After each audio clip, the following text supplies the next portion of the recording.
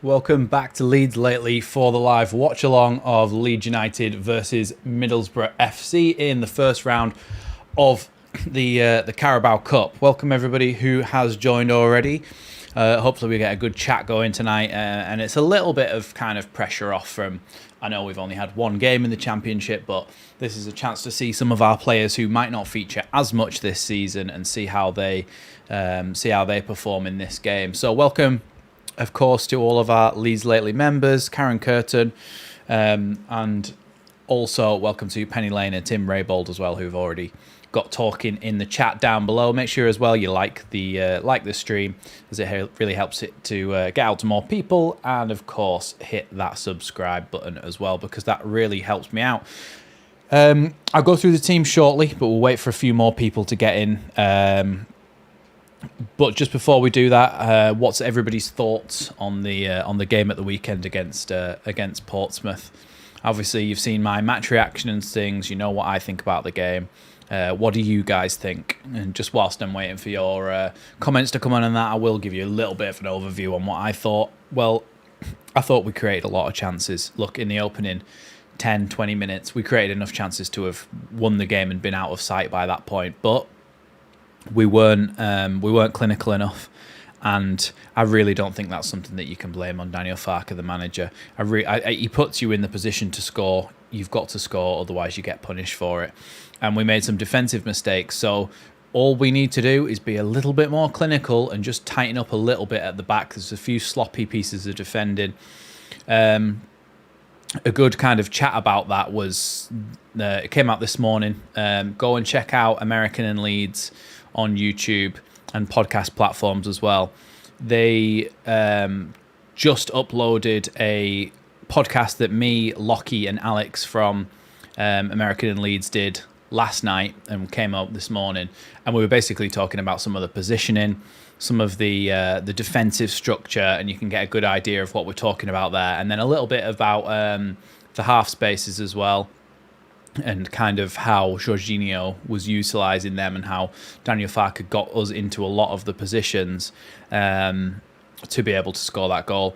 Andrew Sefton saying, has he dropped Bogle or is he resting him? Well, he's actually resting a lot of players, isn't he? The only two players who started against Portsmouth who are in this team are Rodon and Ampadu, and I think, to be honest, we'll see them swap out. You probably see Charlie Crew come in midfield, I would imagine, and also at centre back I might expect to see James DeBio, depending on whether he's on the bench. Actually, let me just check the bench. We will talk about the actual proper lineup in a second. So the bench is Meslier, Bogle, Strauch, Crew. So you could see him coming on. Gruev, James, Nonto, Jorginho, and Joseph. So no DeBio on the bench actually.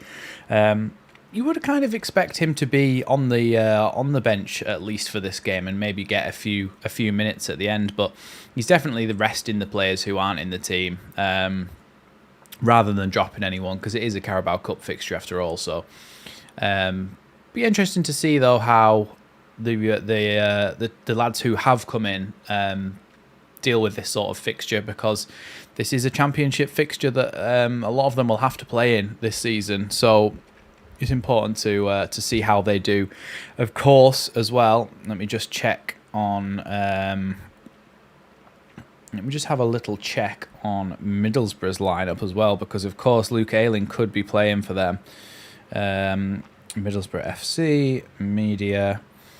And their lineup should have been out a little while ago. So Ayling is on the bench. So no Ayling starting against Leeds, but he is on the bench. So there's a potential that we do see Ayling come back on at Elland Road this evening.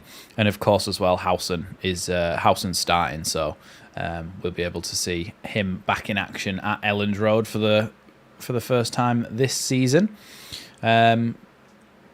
Ayling not playing, no. Ayling is on the bench, like I just said. So we can go through the Leeds lineup now. Here we go. So Darlow in goal, Byram, Rodon, Verba, Firpo, Rothwell and Ampadu in the midfield with Aronson, Piru, and Gelhardt actually in that attacking line, and then Patrick Bamford up front on his own. Now, when that was fully blown up, full size, this little iPad thing, it was legible. You could read what the text is saying. I'll sort that out for next time because you can't really see what that says, can you? I think I need to go with a bit of a darker text. But having said that, that is the lineup. So let me know what you think of that down in the comments below as well. We went through the substitutes, so we'll just quickly go back over that. Obviously, I've been uploading at 12 p.m. In the afternoon every day for the past 25 odd days, but I didn't upload at 12 p.m. today because there'll be a match reaction, of course, after this game. So don't worry about that. I've not forgotten. It's just because there's a match reaction, so you'll still get a video today. You can't really upload multiple videos in a day, but we'll be back to 12 o'clock tomorrow. Leeds, Norwich, Sunderland and Leeds. This is kind of not necessarily breaking news, but something people have speculated at recently. So that was at 7:10. Norwich, Sunderland and Leeds are all interested in signing Burnley winger Manuel Benson. I've not even heard of him, to be honest, but a lot of people are saying that he's decent. A lot of people are saying that he's good in the comments down below, so I will do some research on that when the time comes to it. Players are in the tunnel now because you see Strauch walking out because he's not starting in this one. He's on the bench. Ayling just having a little crack with Darlow as he walked past there.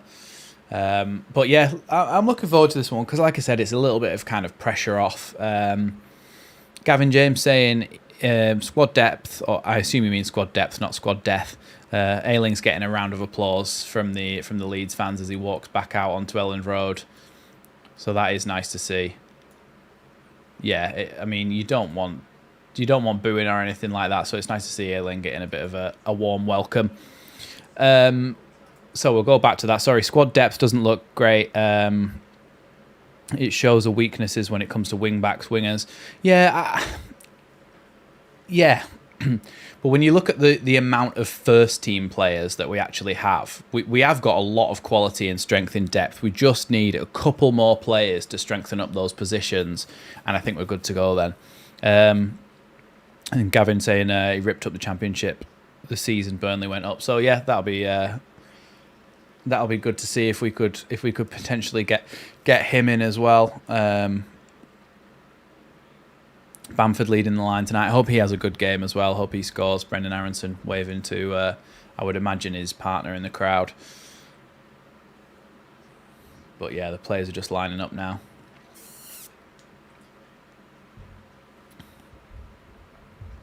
Looks a nice evening in Leeds. We'll go through the lineup again. Darlow in goal, Byram, Rodon, Verba and Firpo make up the back line.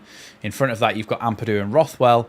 And then ahead of them, you've got Gelhardt on the right, Piroux through the middle, Aronson on the left, and Bamford up front. Bench of Meslier, Bogle, Strauch, James, Joseph, Nonto, Jorginho, and Meslier, I think. I think that's everyone. Yeah, the Middlesbrough lineup, Bryn in goal, Deek Steele at right back. Howson is actually playing centre-back alongside Clark, Engel at left-back, Morrison, Barlaza in the midfield, Jones, Bergzorg and Gilbert across the front three in behind Coburn. Patrick Bamford just taking his warm-up jacket off, ready for kick-off, which should be any minute now. Remember, guys, if a goal goes in either end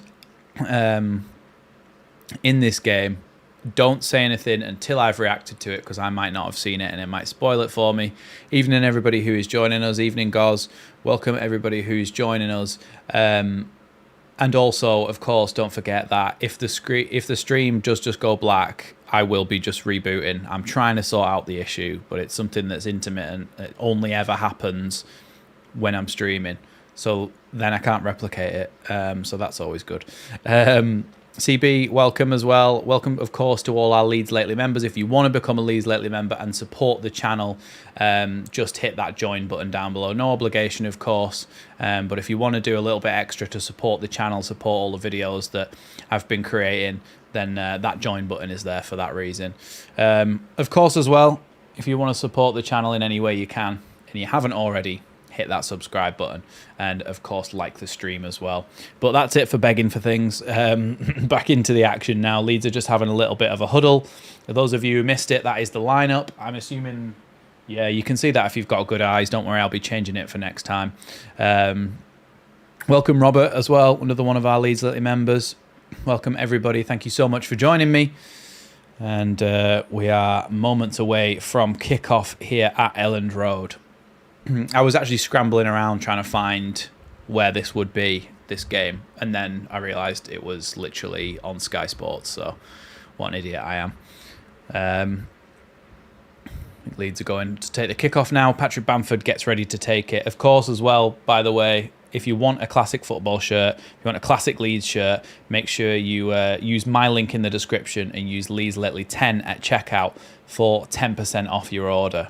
Plenty of old Leeds shirts on there. There's like Strongbow era Radaby ones and things like that, so really good stuff. Anyway, we are underway here. Verba to Rodon, passing it around at the back. Leeds. Hopefully we can see some of the things that we saw at the weekend, perhaps corrected in this one, positionally, defensively, and hopefully taking advantage of some of the attacking situations that we've got. Here's Max Verba. Gives the ball to Rodon. Rodon back to Darlow. That was so tempting to say Melier there, but yeah, Darlow. Here's Rodon now. Back all the way to Darlow. Sky Sports has just decided to go to 4 pixels. Now it's back. Here's Darlow again. I want to see a little bit more from Darlow in terms of his distribution tonight. He seems like he's okay on the ball, but he doesn't always look the most comfortable. He's Ampadu, who again has dropped between the centre-backs. Sheffield Wednesday, Hull is 1-1 at the moment, by the way.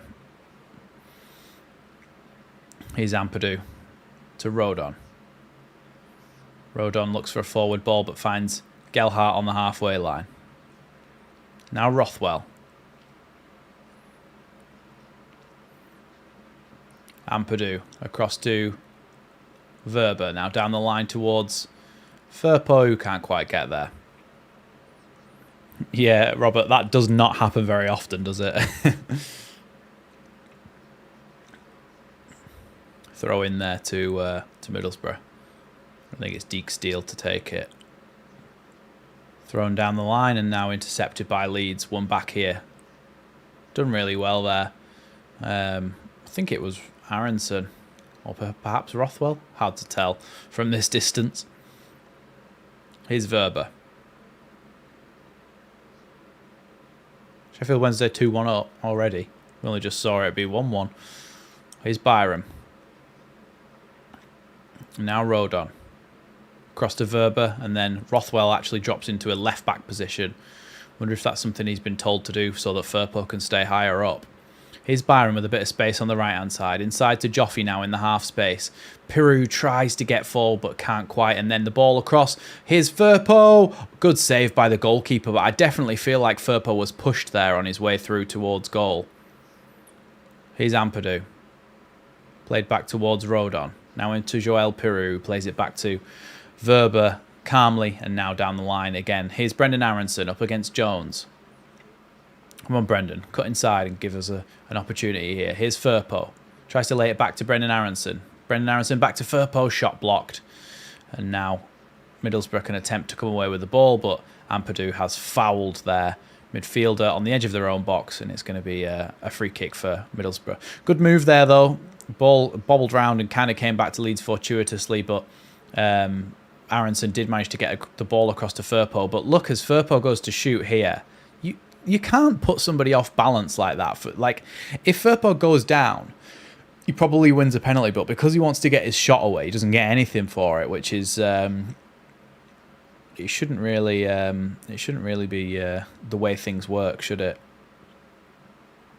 Ball down the line there. from Middlesbrough. An attempted switch makes it all the way to Jones on the opposite side. Here's Jones, Deke Steele going beyond him, but he drops it off instead to the midfield. Now all the way back to Howson in the back line. Quick turn there by the midfielder and he comes towards the halfway line. Nice ball into the front man, but Rodon tackles him and Leeds can be away here. Rodon charging forward into the opposition half. Gives the ball to Joe Gelhardt out on the right-hand side. Can he cut inside here? Joe Gelhardt in the box. He just loses the ball there. And Middlesbrough are able to come away with it. Here come Middlesbrough then. They've got options down the right-hand side. Really, really good turn has sent Verba for an absolute hot dog there from Jones as he tries to get into the box. Ball across the box, saved by Darlow and then away by Ampadu. But really, it wasn't Jones, that had that chance. It was Bergzorg. But Verba should not be getting beaten that easily. That's like one of the oldest tricks in the book for an attacker to let the ball run through his legs, and Verba's been absolutely sent there. And in the end, Darlow just gets himself in a classic wicket-keeper position and saves it. Yeah, Clive saying Johnny Howson at centre-half. It's interesting to see if he does. His positioning will be good, but he obviously hasn't got the pace, so it'll be good to see if we can exploit that. The corner kick came in there from Middlesbrough and was flicked on towards the back post, and no one could quite get that final touch on it, and it's gone wide. But a little bit worrying from Leeds that they didn't get to the second ball there. Here's Darlow then bringing the ball out. Now Verba. Risky pass there he played, and now Rothwell can play it across to Rodon.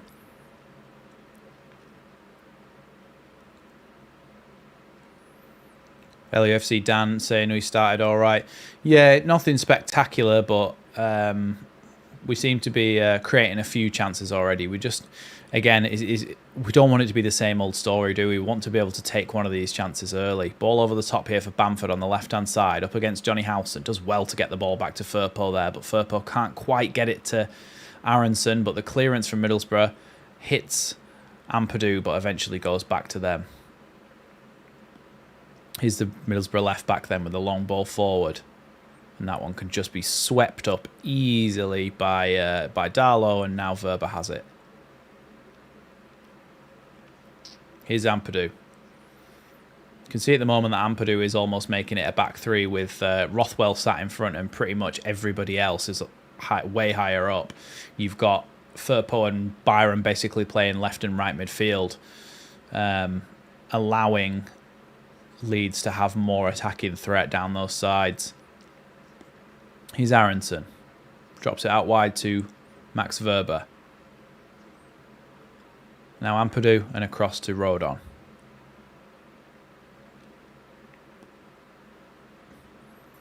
Here's Verba coming forward with it now into the opposition half. Plays the ball down the line to Firpo. Firpo back to Verba.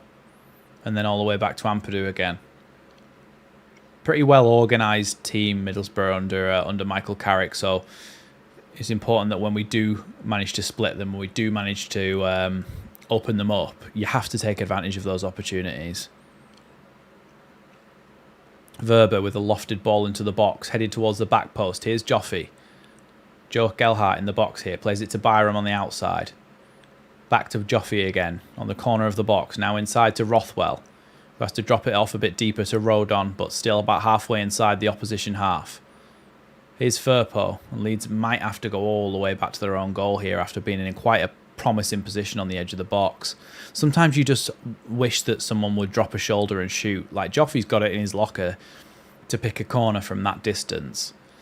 Just have a go. Here's Ampadu, tries to play the ball forward to Firpo, but Jones is going to be there to cut that one out. But it is going to be a Leeds throw-in right by the corner flag, I think.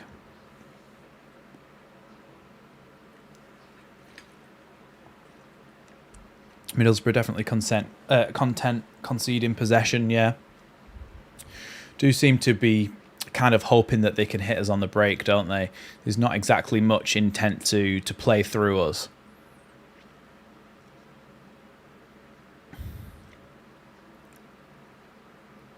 Here's Rodon. comes forward with it and plays it to Firpo. It's actually Ampadu who's gone out to Firpo's position there. Now Verba into Rothwell. This is where I want to see Rothwell carry the ball a little bit more. Just bring Leeds forwards into the opposition half a little bit, but the ball's back with Ampadu now. Now Joffy down the line to Byram. Byram completely wiped out by their centre-back Clark. I remember how bad Clark was against us in the Championship last season. It's like, how is he still starting for them? Yeah, Byram just goes past him and he just wipes him out. But Leeds have a free kick then in a fairly decent position here. Looks like it's going to be Rothwell to take, and we know from pre-season his delivery is a lot better than what a lot of our other players is.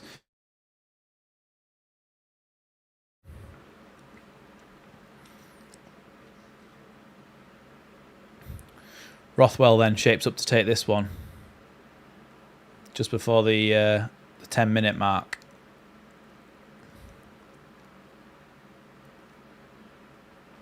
Rothwell curls one into the box, headed over the bar there by Byram, but right idea. Good ball into the kind of central penalty spot area. Byram leaps up, tries to direct it on goal.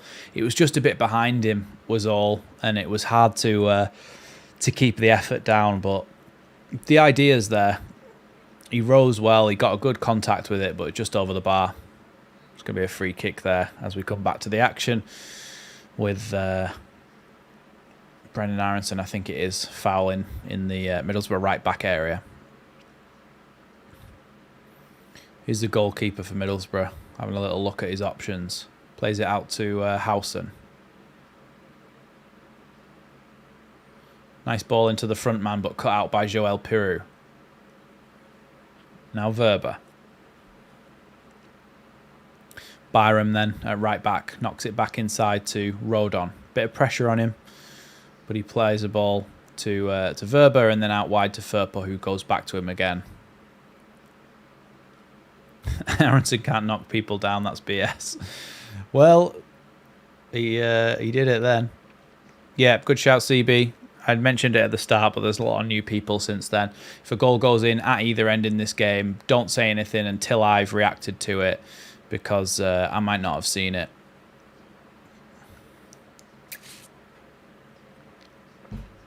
Middlesbrough appealing for a foul there from Gelhardt on Bergzorg, but I don't think there was anything in it. It was a bit of shoulder to shoulder. Here's Howson as he comes forward with it and plays the ball down the line, but it's cut out by Firpo easily. Here's Brendan Aronson now. Firpo. Aronson gets it back. Oh, can Rothwell get there ahead of his man? He can. Does really well, Rothwell. And now now Byram has it. Plays it out wide to Joe Gelhardt. He's got Piroux running beyond him down the wing, and now he has it. Trying to fashion a way to get the ball in the box, and Brendan Aronson tries to cut it back one more time, but can't quite get it. Here's Rothwell on the edge. Now Firpo. Rothwell pokes it through. No one can quite get on the end of it. It's a bit chaotic, and the ball's cleared eventually by Middlesbrough. That one's just been... Oh no, it's still in. Still going here. A bit of a chaotic period of play here. Good tackle there by Max Verba. It's going to be a Middlesbrough throw-in right on the halfway line. But as Leeds came forward there was a good little bit of link-up between Joe Gelhardt, Piroux and Aronson. But as Aronson just tried to squeeze the ball back across, the closest player inside the box was Byram. So that shows you, tells you all you need to know about our attacking positioning for finishing that off. There's a ball on the left-hand side for Middlesbrough now into the front man. Fouled there by Verba, and it's going to be a free kick for that foul on Coburn. Playing already, and they've gone backwards here, Middlesbrough. Ball sprayed out to the right-hand side now for Jones. He's got Deeksteel, the right back, going beyond him. Here is Deeksteel. Nearly gets the ball back to Jones, but a poor pass in the end. Rothwell now to Firpo. Aronson's now on the touchline. I think he actually ran the ball out of play there, Aronson, under no pressure. LUFC Dan saying it's almost like Firpo playing left mid because of how high he goes. Yeah, you've got Ampadu a fair bit of the time. He's dropping between the centre-backs to make a three. And then you've got Firpo and Byram who are going up and basically playing left mid and right mid. allowing Leeds to be a little bit more attacking. And then when Leeds are going forward, Ampadu can afford to actually leave that back three and leave it as a back two on the halfway line as the kind of rest defence. Long ball forward there from the goalkeeper. It's a good ball actually down the line to Deke Steele. Out in the Leeds corner. Plays it backwards though to Jones. Now inside. Leeds have got good shape here, but potentially I would like another player back inside the box here, as it's about a 3-on-3 situation on the edge of the box. Poor ball from Middlesbrough in the end, as Deke Steele tried to play in his teammate to cross the ball across, and it was, it wasn't a very good pass in the end. It's going to be a Leeds goal kick. Isaac saying Rothwell definitely the standout so far. I think he's, I think it's just because he's a different mould of player. I think he's more likely to pick up the ball and do something quickly than some of our other midfielders. He's more likely to pick up the ball and go, I'm going to play that pass, I'm going to make that run, or I'm going to take on that man. He's more likely to kind of do that in the... that's a foul, yeah.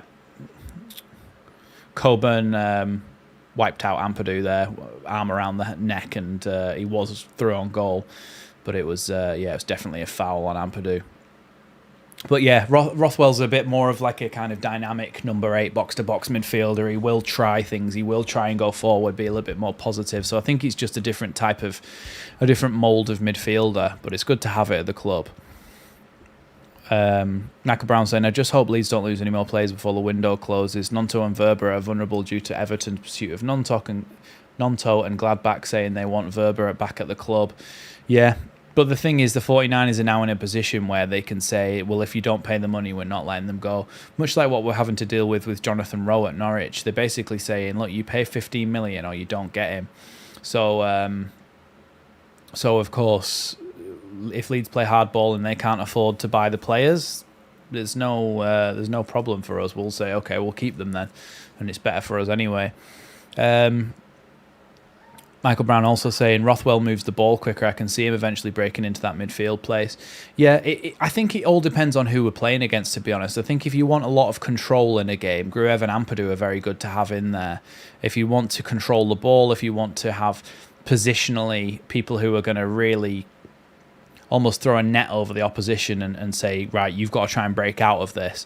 Whereas if you've got Rothwell, he's the type of player who might be a bit more effective in a more open game. In a game where someone's actually going to come at you and open up spaces by doing so. So I think Rothwell might be playing in the type of game where there's a little bit more space in midfield for him to run into. So it might just be a tactical kind of thing, who plays in what game.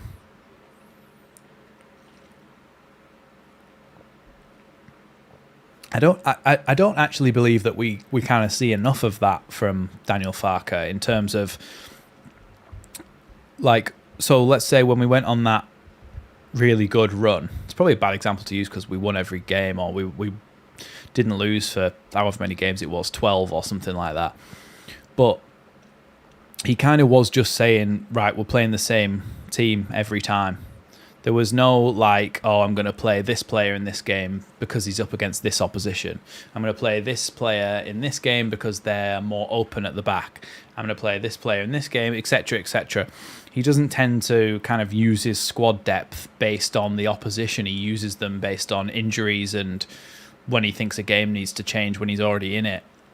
But if I was a manager and I had the kind of quality that we have from the bench, I think I would be using different players in different games based on the opposition and based on the analysis that had been done on them. But obviously, each to their own, and you don't have to do that. His Ampadu just launches that one forward and the goalkeeper can catch it.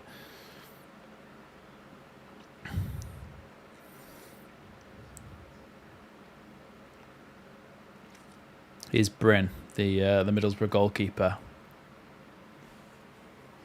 Long ball forward here out to the left wing. Little flicked header by Bergzorg, but Rodon can go back and find Darlow, who slices that one right back to Bergzorg and Rodon, who were fighting for it in the first place. Here's Byram. Oh, Byram fouled there, and it's going to be another Leeds free kick just in that right-back position. There's been a few times Byram's been taken out.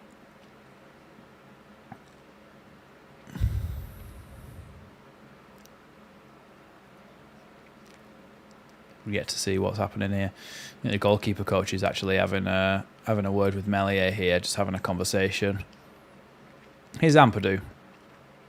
Yeah, good shout, Penny. If you haven't already, please hit that like button. It massively helps me out, gets the stream out there to more people, and then more people see the channel, which is always good. Here's Ampadu. Rodon.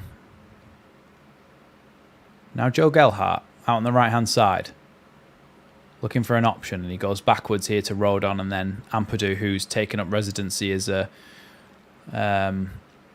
whatever that word is, centre-back. I can't remember what it's called, but here comes Aronson.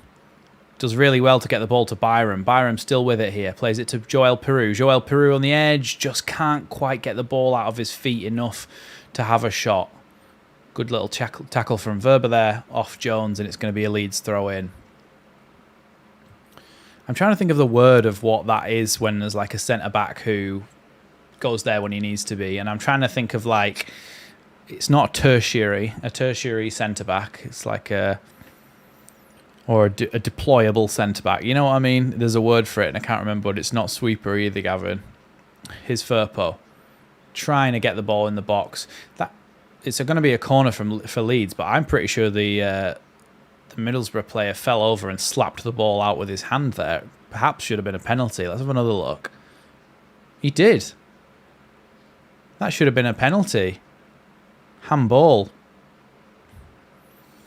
Corner though for Leeds, and a little bit more of a chance to whip the ball in the box for Joe Rothwell. Joe Rothwell curls it in. Oh, towards the back post, but there's nobody there. Their bald centre-back, whose name escapes me, the one that I don't think is very good, just managed to get a flick on, but there was just nobody there challenging him. No, it's not Duster either. Here's Peru. I'm going to have to Google it. It's annoying me. What is it called when a player moves to centre-back in a game?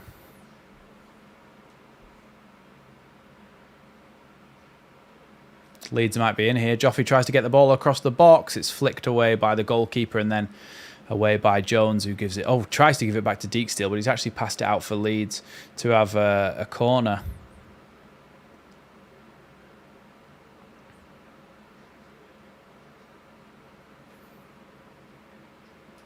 I honestly cannot remember what this word is.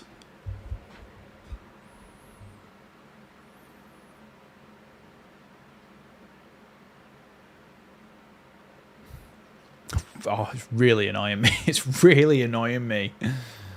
Oh well, corner about to come in from Joe Rothwell. Curled in towards the box, headed away again. Here's Joffrey on the edge though. Opens up a little bit of space, but a good foot there from Bergzorg, I think it was. I know it's Jones actually out on the other side. Free kick to Leeds though. Evening, Paul Cooper. Thanks for streaming. Yeah, no worries. It's not covering either. It's not drop back. It's like a proper. There's a proper word for it, and it's. I just can't remember it. Never mind.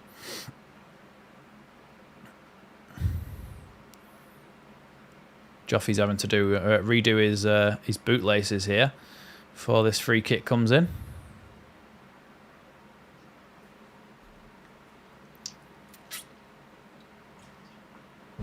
I would imagine this is going to be a half-decent delivery again if it's Joe Rothwell, which it is. It's going to be an outswinger then across the 6-yard line almost as it comes into the box. Oh, it's not a great free kick, but it comes out to Joffrey on the edge, who kind of was way off balance when he tried to take that one on, and it's flown over the bar.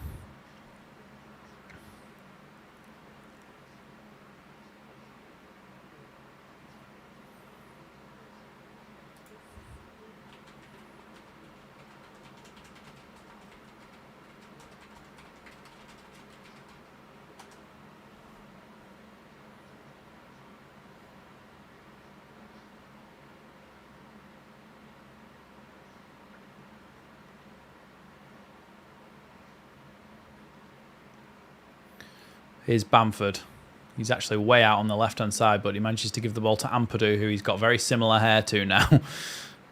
Now Rothwell. Long ball forward towards Bamford, but headed back by Howson right to the goalkeeper, using all his experience there.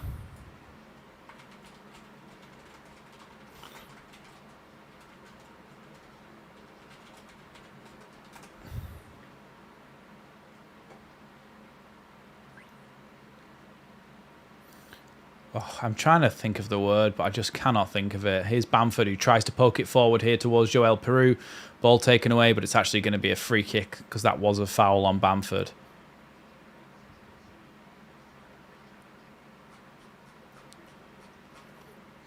Been through the wars, hasn't he, Bamford? I hope he's not injured again.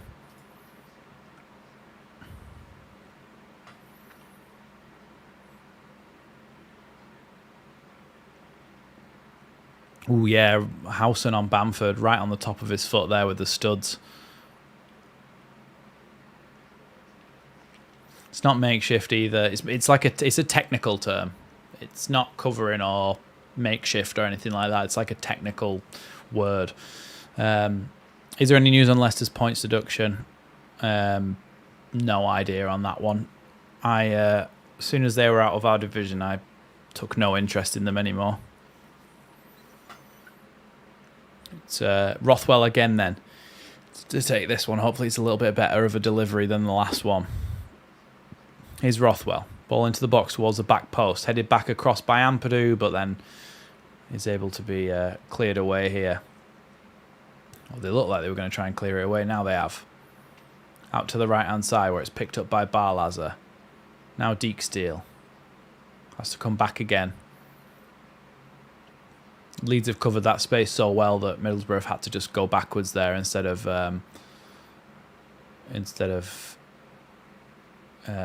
being able to carry on that kind of counter attack that they were trying to build. No, it's not a sweeper. I don't know. It's like an actual technical term, to say when somebody drops back into the centre back role. Good tackle there by Firpo and Brendan Aronson, and eventually they is that going to be a? It's going to be a Middlesbrough corner in the end.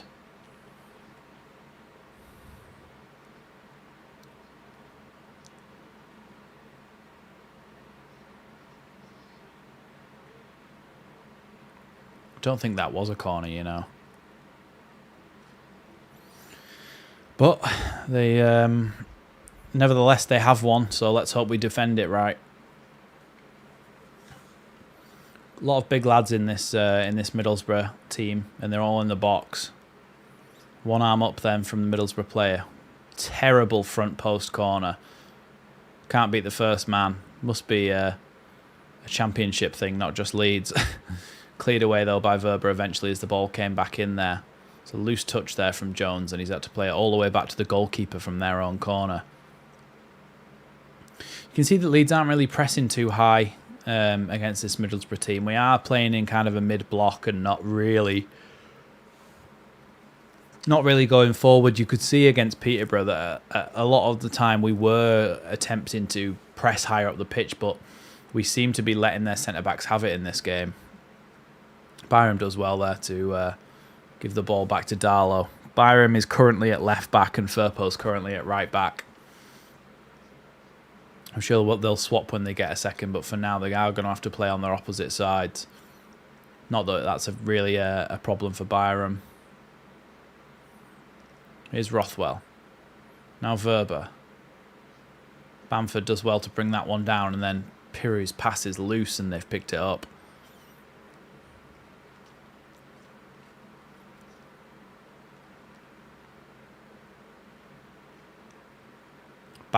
Bad tackle there from Byram, and then Rothwell manages to sweep up in the end as the player looked like he was going to be going through. But Joffe gives it away there, and then Ampadu wins it back. It's a bit of a mess at the moment in front of the Leeds defence. Still down here, the Middlesbrough winger. I bet it didn't hurt that much and he's just going down because it was a bad tackle. It's not a purposeful thing. Gavin, swapping the wing backs like they just did then. It's like you're in a defensive situation and you find yourself on the opposite side of the box.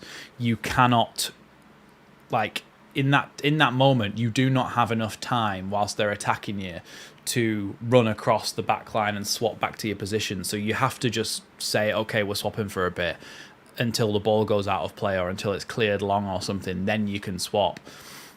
But you cannot, like, there's no time to do that. So if you're swapping and you're both halfway, you're basically both in the centre-back positions and they're trying to come forward and attack you whilst you're swapping. So you've got no fullbacks, essentially. So you have to... It's not like a planned thing. It's just sometimes it happens from a corner or whatever like that. And Byron might be like, I'm going to have to go for this on the left-hand side. And Firpo will go, okay, I'll drop back into right back. And then they'll swap back whenever the ball goes out of play. Still down here, though, Jones.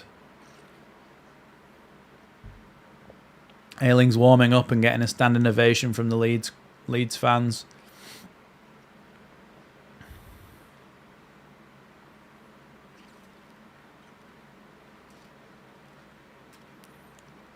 Ayling and Strauch having a little hug on the touchline there. Brings a tear to your eye, doesn't it?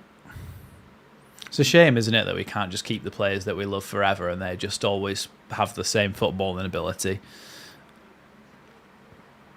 Mike Barlow saying, is it a tactical switch not to press as much tonight? Just curious if we're trying a different approach. Yeah, I mean, obviously all of this is going to be a drop ball now, but all of this is just speculation from me. But I would imagine that the type of thing that might happen is that Daniel Farke might think, okay, Middlesbrough are basically going to try and hit us on the counter-attack. They're going to wait for us to... Excuse me. They're going to wait for us to press high. And then when we do press high, they're going to try and quickly play on the counter-attack. So if we play in a mid-block and we leave ourselves a little bit more structurally sound in midfield, then we always give ourselves more of a chance of stopping the kind of counter-attacking team. But having said that, it's almost a little bit like, should you change the way you play for fear of what the opposition are going to do? Or should you play your game and know that you're better than the opposition? So, yeah, it's kind of just the way that you want to manage things, really.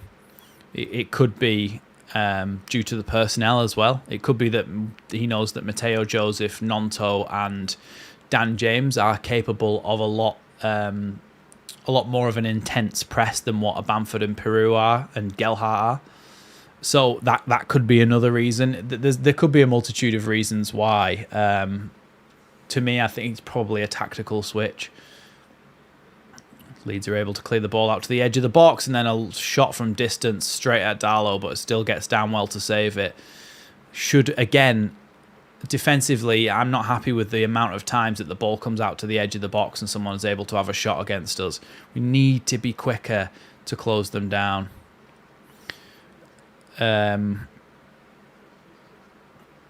White Swan saying, I think we are disjointed. Borough breaking up our midfield. Yeah.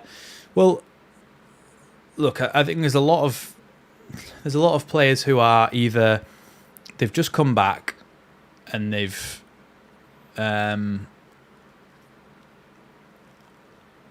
just come back from their loans or their new signings and stuff, and they're just trying to kind of feel their way in. And I don't necessarily think they're all used to playing together. You likes of Aronson, Joffy, Rothwell, Verber, players like that, they're not necessarily used to playing with each other, so there could be a little bit of disjointedness because of that, but also just positionally, sometimes Ampadu does stay a little bit too deep for too long, therefore you're not having that extra man in midfield and you get overrun a little bit. Here's Peru though. Now Firpo, oh no, I did see that CB, but that's not the word I was thinking of either. It was like a something centre-back. Like temporary, but not that word. Like a tertiary, temporary centre-back, like, you know what I mean? I'm sure it's something that maybe Guardiola uses or someone like that. I can't think of it. I'll at some point, I'll wake up in the middle of the night and go, that was the word. But at the moment, it's really irritating me and I can't think of what it is. Now Aronson. It's not makeshift. People have said that about 3 times. Do you really think I would be struggling that much to remember the word makeshift? Oh, loose pass there, and Aronson can pick that one up. Here's Rothwell now, charging forward with it. I'm sure people are just taking the mick now saying sweeper and stuff because it's been said like 4 times. Foul there by Leeds, and it's going to be a free kick.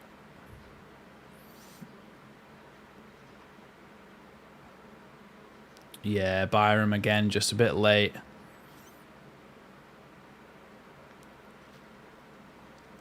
Yeah, Byram's made a few late challenges today. I wonder if he's just slightly off it, slightly unfit. Good quick ball there from Middlesbrough from that free kick. Dropped back off into their midfield, but a loose pass just allows Leeds to get forward a little bit. Don't worry about it. I'll think of it at some point. Don't worry about looking for it. Ball down the line here for Middlesbrough, and they have a bit of a chance to put the ball in the box. It's gone past everyone. Oh, shot from Coburn there, and it's just hit the side netting. Leeds need to be careful of that. We were split open with one pass there. If you pause it there, and the long ball from the centre-back, Byram is quite far away, so he decides to drop in instead, and Verber is never, ever goal side of Coburn there, and hence he gets kind of turned by him. I'd like to see Verber be a little bit more goal side, and then Firpo tuck in behind, or Ampadu tuck in behind, whoever it is, because at the moment Ampadu is playing left back. Here's Verber. And now Ampadu. Little flicked ball forward to Joel Peru, who tries to head that one. He probably could have brought that down there, but nobody really told him he had time. Here's Deke Steele, but Ampadu wins it back. Now Brendan Aronson plays the ball down to Firpo, down the line. Firpo back to Aronson.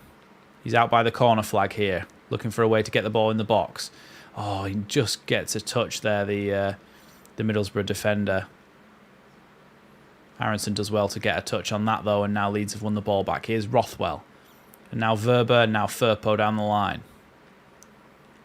Here's Verber again. Leeds need to keep up this high pressure because you can see every time we make a backwards pass, Middlesbrough like to come out a little bit and a little bit more, and they try and creep up the pitch a little bit to the point where Leeds are then having to go backwards. Here's Rodon though. Ball out wide to Joe Gelhardt. Looks inside for a pass, but again has to go back to Rodon. No one's really showing for him. Here's Verber. Firpo now. You must be frustrating being a striker sometimes, because you can see every time a Leeds midfielder gets the ball that Bamford is dropping his shoulder and he's going forwards and he's going backwards and he's looking to make a run and he's looking to try and give the midfielder something to hit, but it's never quite... Well, it never goes anywhere near him, shall we say, because the Leeds midfielders tend to turn around and go back towards their own goal. Here's Verber. Now Aronson, back to Verber and Firpo, and then all the way back to Ampadu, who is actually playing left centre-back at the moment. Rodon then, out wide to Joffy. He's got Byram in the half space ahead of him. Here's Joffy now. Peru tries to get it forwards towards Bamford in the box, and then it's caught there on the bounce by the goalkeeper for Middlesbrough. Good little bit of movement there. Bamford just loses his runner and then just can't get back on the right side of Deke Steele. Here it is with the Middlesbrough goalkeeper. He is going to have to send it long with his left foot. Cut out there by Ampadu. Now Rothwell. Rothwell gives the ball away there, but the touch is bad by Jones, and it's going to be a Leeds throw-in.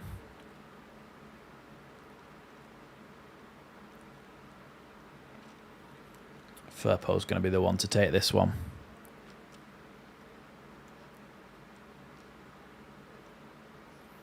Firpo down the line to Aronson. Here's Firpo again. Now Verba. Cleared there by Darlow first time up towards Joel Peru, who's lost it, but now Ampadu's won it back, but it's going to be a free kick anyway because Ampadu kicked vaguely near his face. It was Peru actually that kicked it. He kicked his chest with a flat boot that didn't go anywhere near his face, and the guy went down holding his face, so...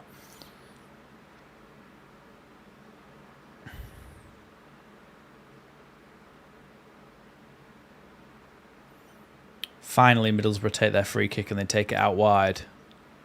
Here's Jones. Back to Dijksteel. Now Howson. All the way back to Clark. And then out to the left-hand side now. Here's Bergzorg. Byram does well to force him back again.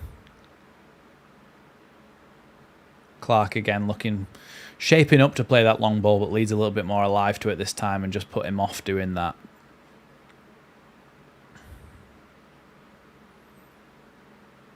See that Rothwell's actually coming out of midfield there to help out Bamford up front as a pressing pair. Here's Dijksteel now on the right-hand side.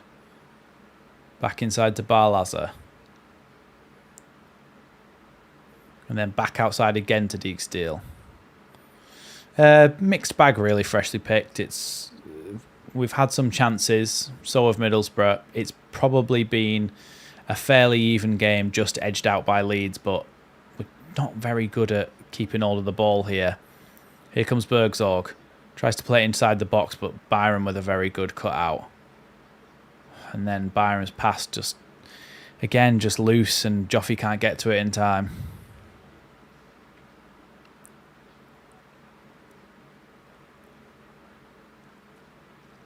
He was actually offside there, Bergzorg, as the ball was played. Sorry, Jones, as it was played through to him in the box, but linesman didn't pick up on it. Throw in now to Byram down the line. Joffy inside to Joel Peru. He's got nobody out in that left midfield role, but now he can find Firpo out there.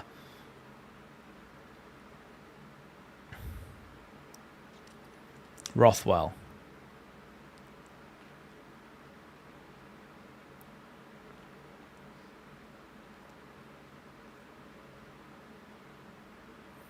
Again, it's just either Middlesbrough playing well and frustrating us, or we're just really not managing to keep hold of the ball or hold it up or find passes.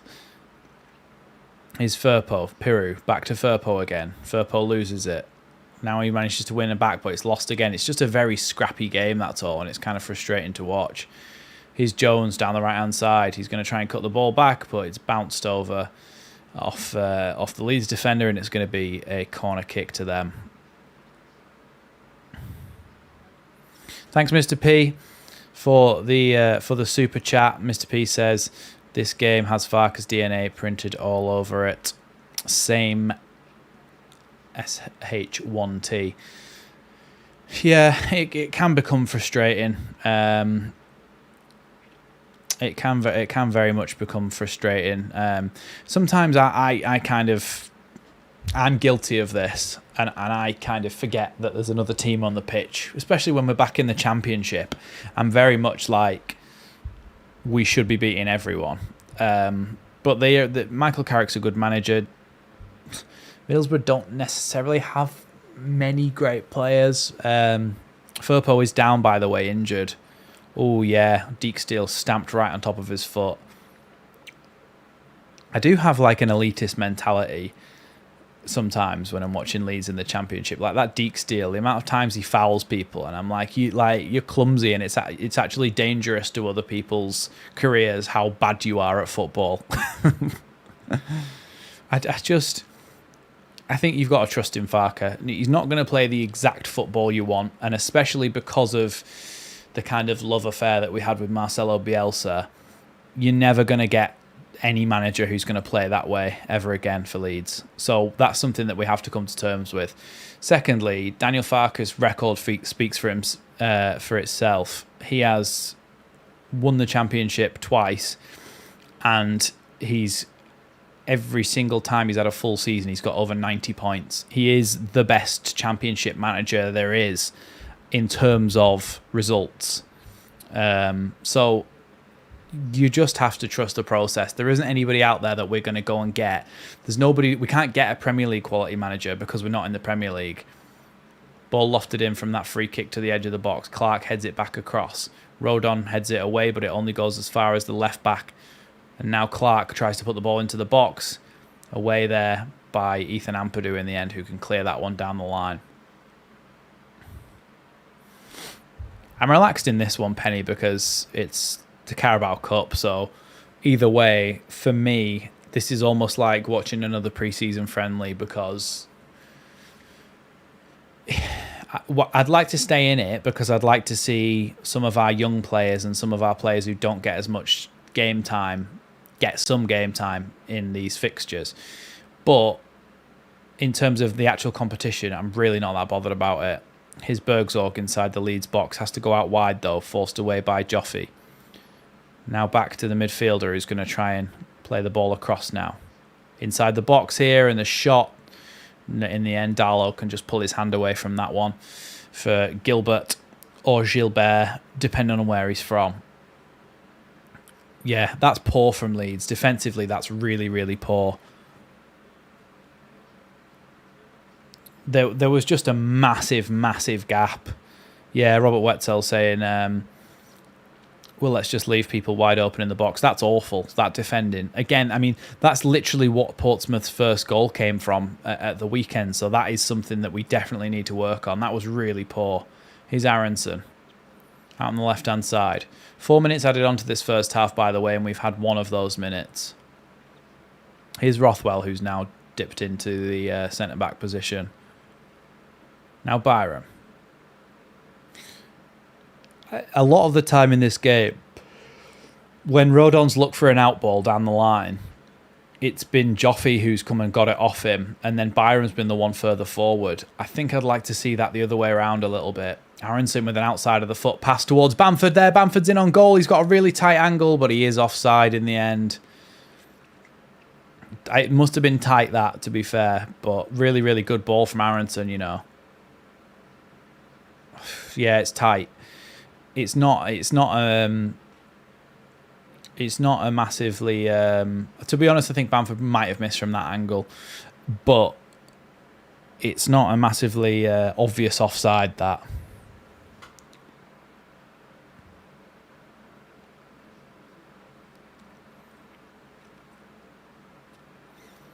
It's going to be a free kick then, of course, to the Middlesbrough goalkeeper, who sends that one long. Away by Joffy. All the way back to Clark at centre-back for Middlesbrough here. Has to go back to the goalkeeper. And again, look, Bamford's pressing on his own here. We talked about this on the... I talked about this with Lockie and Alex on the American in Leeds podcast. Came out this morning. I mentioned at the start. You cannot have just one player press. You've got to have multiple players pressing at the same time. Or everyone or no one. You cannot have that. And Bamford went to press the goalkeeper then, and when he turned back around, there was nobody there with him, so the goalkeeper was able to just easily play a ball out to one of his centre-backs.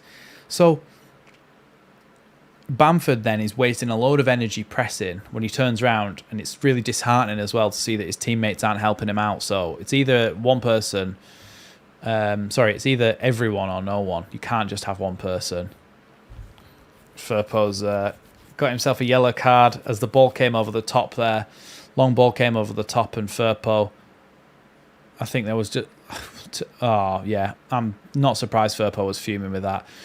Jones has just stopped in front of Firpo so that Firpo knocked him over and got Firpo a yellow card.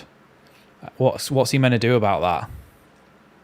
You can't just stop his momentum. It's physics. It's going to be a free kick here to Middlesbrough, about halfway inside the Leeds half, and a chance for them to put the ball in the box right before the half-time whistle.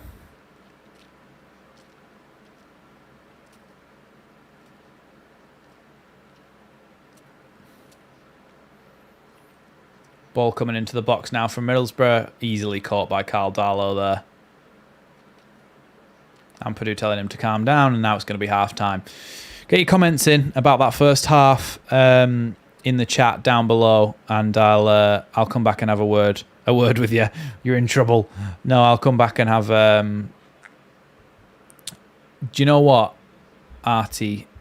Does this make it better?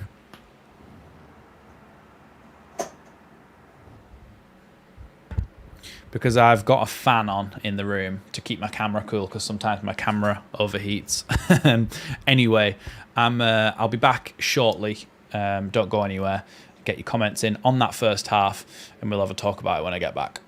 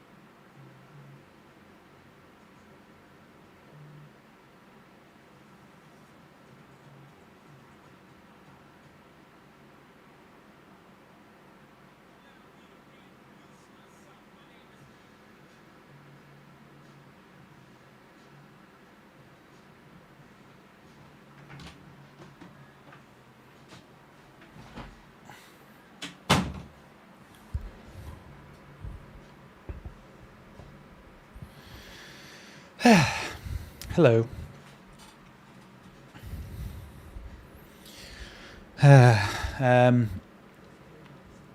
So, where were we?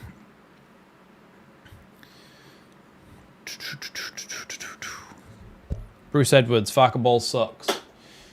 The thing is, at times, yeah, it can. But when you see that opening 10 minutes against Portsmouth, that's the kind of football that I love to see. The fact that we were just basically running rings around them and just playing through them like a hot knife through butter in the first 10 minutes, it was like, that is exactly what you want to see. That is exactly what you want to see from a Leeds United team. Opening up defensive, creating chances, making the opposition defence look like they're in disarray. We do that sometimes, and we're capable of doing that, and we have spells of doing that. The problem is we don't take our chances. If in that if in that Portsmouth game, we'd have scored 2 in the first 10 minutes and then gone on to win the game 3-0 or something, everyone would have been talking about what a good performance it was. But it's because we're not clinical. That is why we are not clinical, and we're making errors at the back. Farker can only get us into those positions where we can score a goal from. Again, Lockie talked about it last night or this morning's podcast, American in Leeds. We did a little bit of a look at that kind of tactical analysis on the half space, which is essentially the space between the centre back and the full back, between the edge of the box and the edge of the D on the box as well. The corner to the edge of the D, that kind of area there, all the way down the pitch, that half space. We put Jorginho in that space a few times. Dan James was in that space. Nonto. We create a lot of chances through there, and that's the space that Daniel Farker loves to exploit. We created so many chances in that game to score. If we'd have scored 2-3 times in that first 10 minutes, we would have said that we had a really good game. But because we didn't, we let them back into the game. It got worse and worse, and they scored their goals, and that came from defensive errors and defensive structure as well. We need to be more clinical, and unfortunately that's not necessarily something that can just be taught overnight, to be more clinical, to take your chances. Something just needs to snap and happen. Something just needs to click, and Leeds just need to be able to actually go out and get that, get that impetus to go, do you know what, every chance I get, I'm putting it in the back of the net. It's almost like when we don't have time to think, like Brendan Aronson's goal against Portsmouth. When we don't have time to think, we put it in the back of the net. When we do have time to think, like Brendan Aronson's shot at the end of that game, where he could have won it for us, when we do have time to think, we miss. And that's almost been like a mentality thing for us through so many of our strikers and attackers over the years, like over recent years I'm talking. Like your Patrick Bamfords, your Brendan Aronsons, there's so many players that you can point to and go, they're kind of confidence players. When they have Dan James as well, perfect example. When they've got time and space, they mess it up. When they don't have chance to think and they just have a shot on goal, it goes in so many times. Yeah, it's weird. We could have been 3 up, Penny's saying, in that game, yeah. Same old, yeah. I mean, look, I get it that it's frustrating, but I do think that whilst we have the manager we have and whilst we have the team we have, you have to support them, which I'm not saying you're not, but I'm just saying, like, there's not much to be gained from complaining about Farker. I get it, like, that people don't necessarily like him or whatever, but I think his record speaks for itself. And while you may not like it, I think it's a recipe for promotion.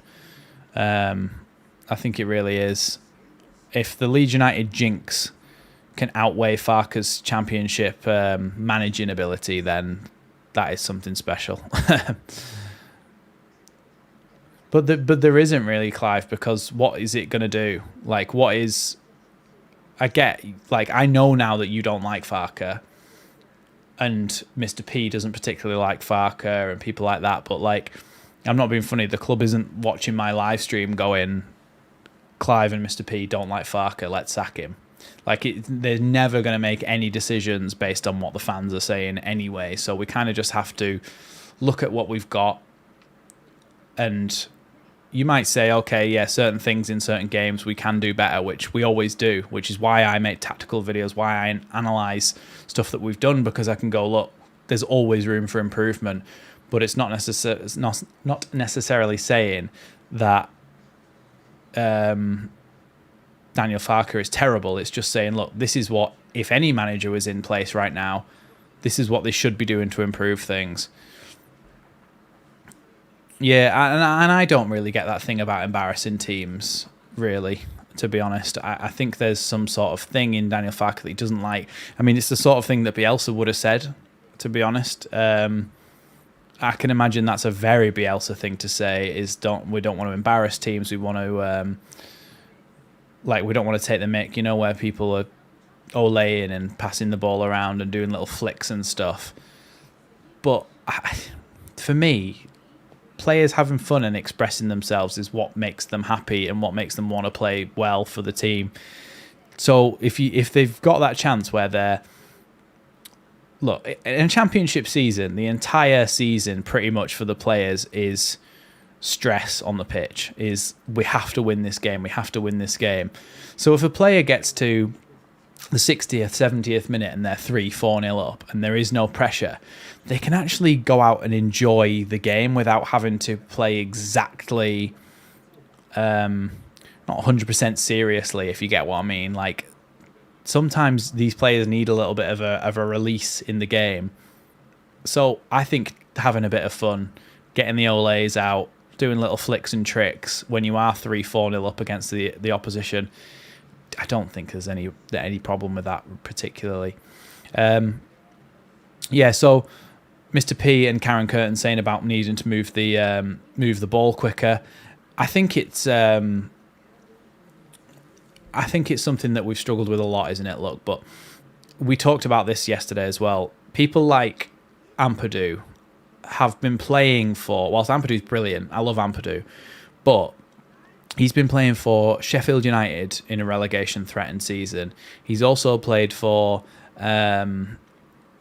what's that other team called? He's played for a couple of Italian teams, hasn't he, that have been relegation threatened as well. So he's basically been playing for teams where if you take a risk and play a quick pass through the midfield and try and break the lines and it goes wrong, you can just instantly be knackered. You can concede a goal. Whereas with Leeds, I think he now needs to switch that mentality, and a lot of these players need to switch that mentality of going, do you know what, we're actually in the dominant attacking team here. We can afford to take that risk. We can afford to play that line splitting pass, because a lot of the times, look, you'll watch a Man City and they basically pass the ball from left to right with the centre-backs and the defenders, and a midfielder might drop in and get the ball.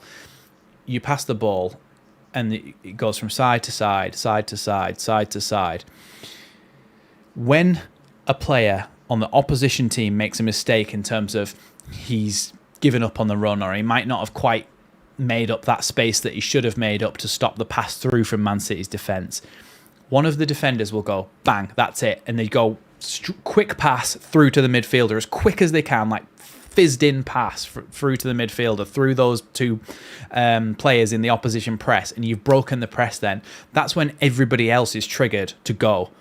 That's when you've got, so say it's Leeds, for example, and Ampadu, Rodon and Verba are passing it across the back in this game, and they're going from side to side, side to side.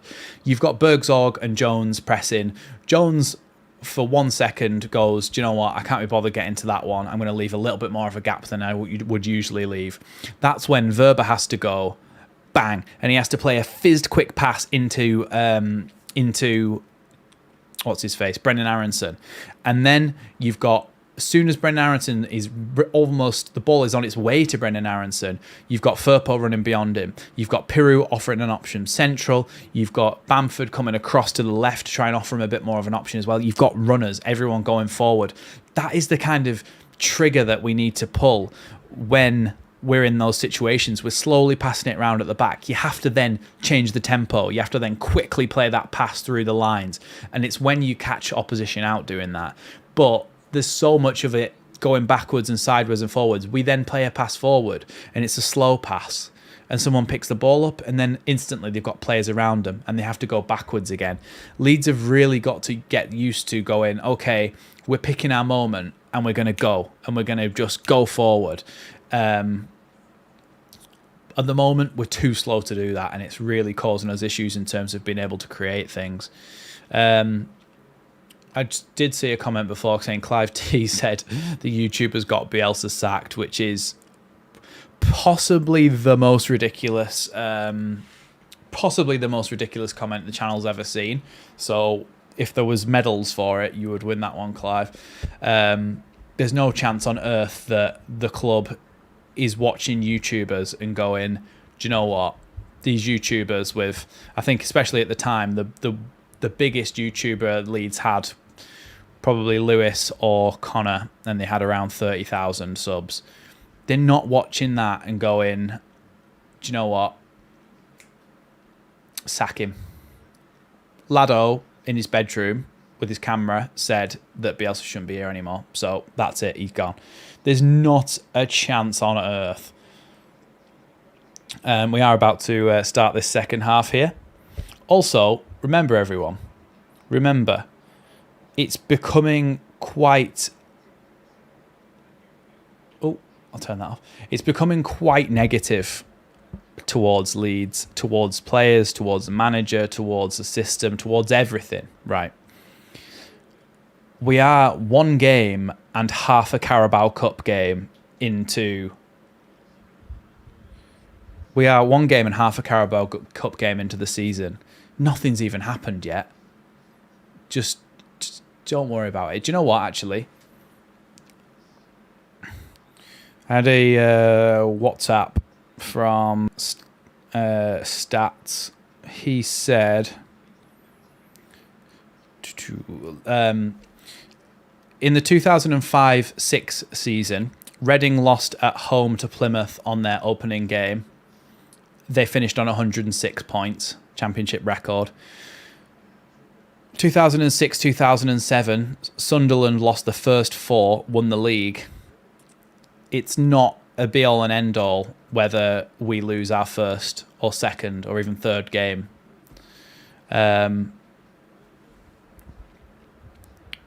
Clive T saying Rad's tweeted Connor Kinnear went in the square ball. Yeah, but Kinnear goes to the square ball every year, and so was Orta as well. That's because they're the biggest fan publication, and that's their way of talking to the fans. It's nothing to do, like, square ball like to keep themselves very separate from the kind of the YouTuber-y scene. It's a completely separate thing, and there's no way that they actually have any impact on what clubs' decisions are. There's no way.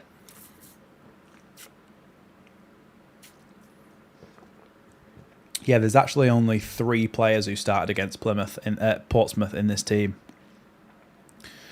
That's Ampadu, Rodon, and Firpo. And they are defenders and a defensive midfielder. And also, they...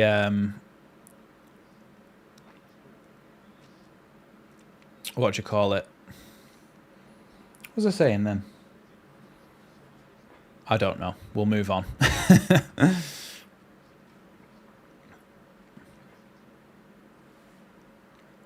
Ball played back by Middlesbrough here. Look, we're getting this like animosity and this negativity in here. We're a game and a half of which being a Carabao Cup game into the season. Let's be positive. We're all, well, not we're all. There's a couple of people who bring the mood down. Let's just look. It's football. It's supposed to be entertainment and enjoyment. Like, just don't put that much stock in it. It's fine. We haven't even seen anything happen yet. Wait for a little bit more to unfold first. Wait till we're 10, 15 games into the season, and then you can express more concerns. But at the moment, we're halfway into a Carabao Cup game on the first Wednesday of the season. it doesn't matter. Let's all just take a step back and relax a little bit, because it's a game of football on a Wednesday night in the Carabao Cup that no one really cares about. Here's Johnny Howson, ex-Leeds United man, of course, bringing the ball out from the back as he wears that captain's armband now for Borough. Gets it back again off Jones.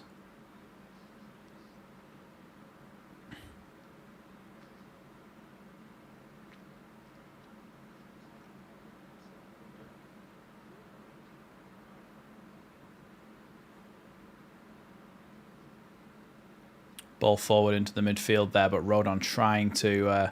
sorry, it's not Rodon, actually. It's Verba, who's gone over to that right centre-back position for them for the time being. Here's Clark. Second half possession in the first 5 minutes has been 8% to Leeds. 8%. 92% to Middlesbrough.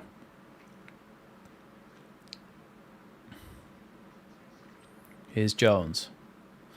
To be honest, I maybe agree with you on this game, Mr. P, because Middlesbrough have created chances and they're through on goal here, and they've scored 1-0 to Middlesbrough. But Portsmouth, we really should have won that game. We dominated them.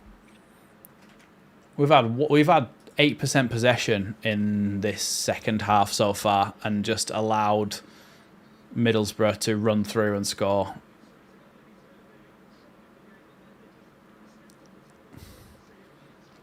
Let's have a little look at this. Positioning's all right at this point. Firpo loses his man, but he doesn't go with him anyway, and then nobody closes down the player, and he just is able to cut across and put it in the bottom corner.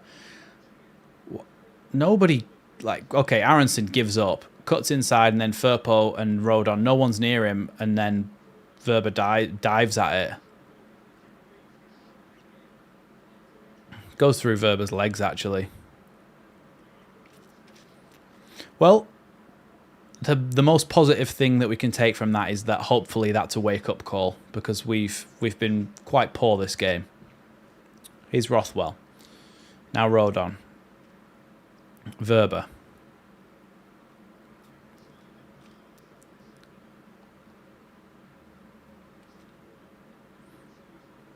Rodon. Cross now to Verba. Verba down the line to Firpo.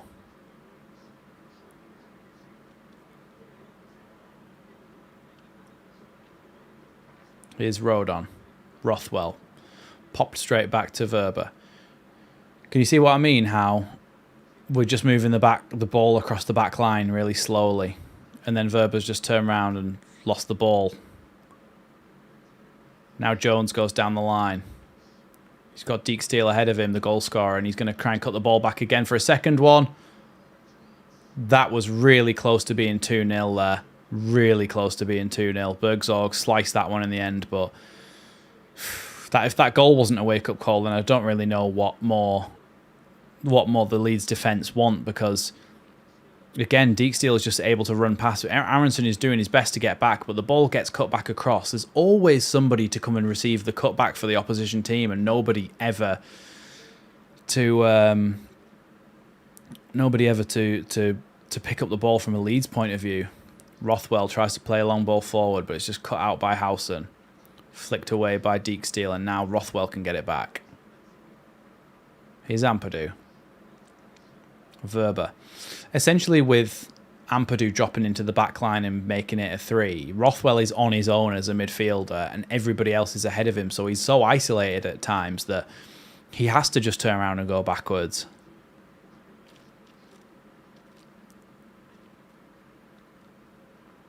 Yeah, this is what I mean, Clive.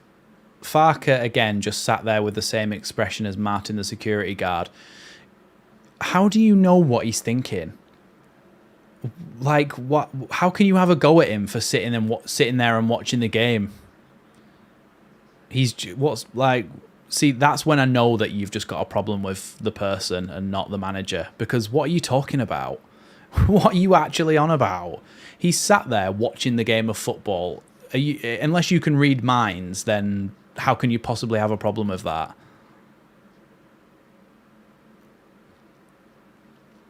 A lot of Leeds players getting warmed up.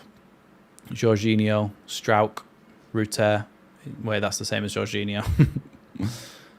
Here's Clark battling against Bamford, and then linesman puts his flag up.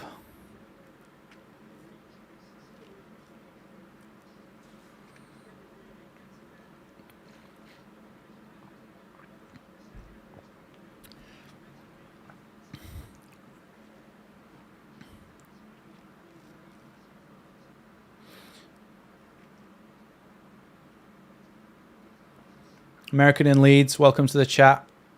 Alex is. I've mentioned a few times the podcast that we did last night because it's applied to a lot of the situations in this game.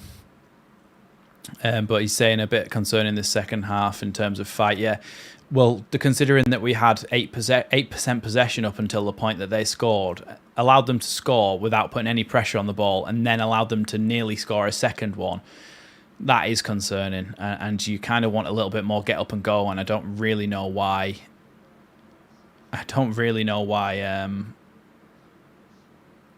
Why we're playing like this. Howson's just gone down, injured.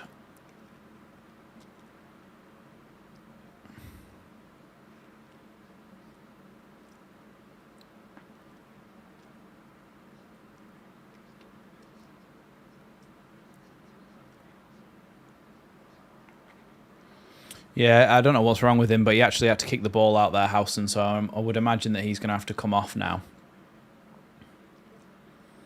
Just nobody going anywhere near it. There was no kind of commitment from Rodon. He's just kind of shielding and going, you know what, go that way. But then, hold on a second, you've just let him have a shot and score. We need a goal scorer on the pitch. We've got two. We've got two goal scorers up front.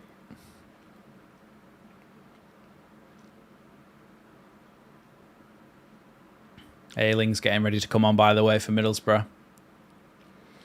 No, I think we've given up on sub times. It's a bit pointless, isn't it, really?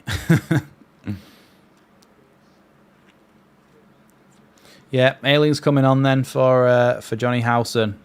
So, one ex-Leeds player comes off, and one very much more recent ex-Leeds player comes on.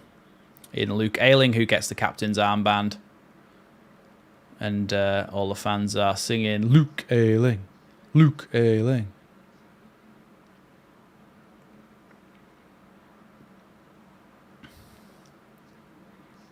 It doesn't look right, does it?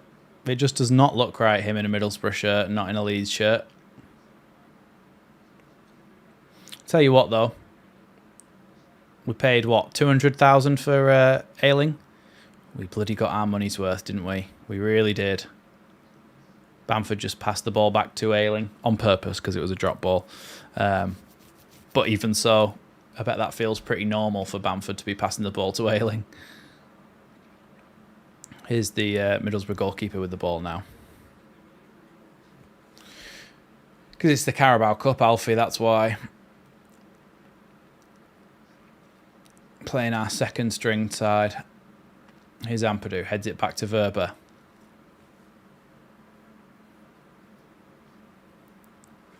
Now all the way back to Darlow.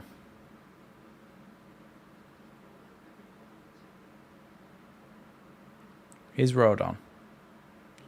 Just want to see a little bit more penetration from Leeds. There just isn't really anything going forward, and we just have to constantly go sideways and backwards, and it's actually kind of annoying me.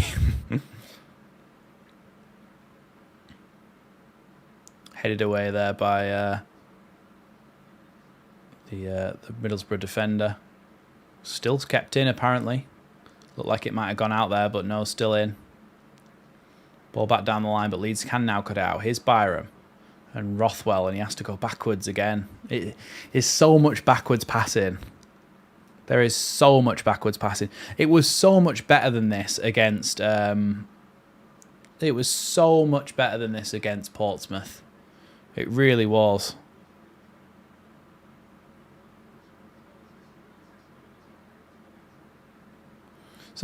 People say that obviously you can skew stats to whichever way you want them to look. Sky Sports have just put a stat on the screen saying possession since the 24th minute, and Middlesbrough have more than Leeds. But why are you saying possession since a very specific 24th minute just to make it look like Middlesbrough have had more possession in the game? I get how you're saying, okay, well, in the last, pretty much since that minute, Middlesbrough have been more dominant. But it's not. No. It's not how stats work. Bamford just tried to do an Ayling flop against Ayling and didn't get it. Here's Ampadu. Leeds at least in the final third, but then he passes it all the way back to Rodon. Here's Peru now. Joffrey with the ball into the box, headed away by who else but Luke Ayling. Well, you wouldn't, would you, Clive? Here's Ampadu.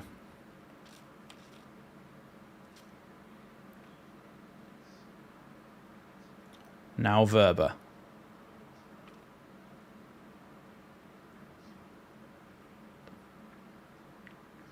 Verba, back to Rodon. Ampadu, and now out wide to Byram. He's got Joffrey running beyond him. I think Joffrey would be one of the players I would take off, because he's just really not, for me, had any impact on this game.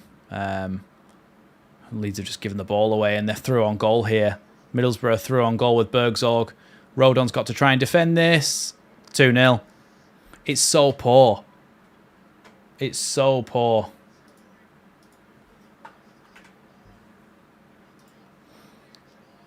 Well, Middlesbrough can have their weird fake rivalry bragging rights for a while.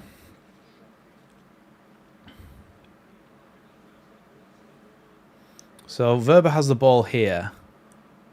Bamford just loses it, and then really poor positionally from Leeds. One ball through and they've scored.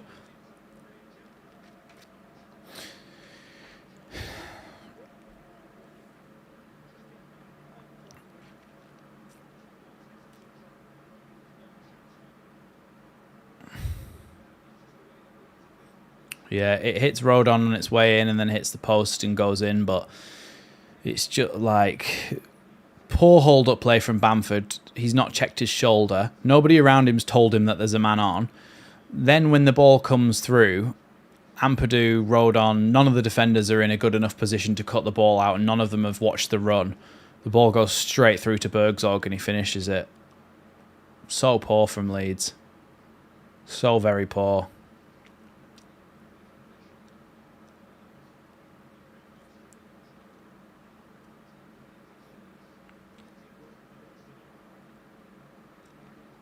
Here's Verba. Ball back to Darlow now, and then out wide to Rodon. Down the line to Byram. Leeds have got some forward runners at last. Byram plays the ball to Joffrey, but he's just cut out instantly, and it's going to be a Leeds throw-in.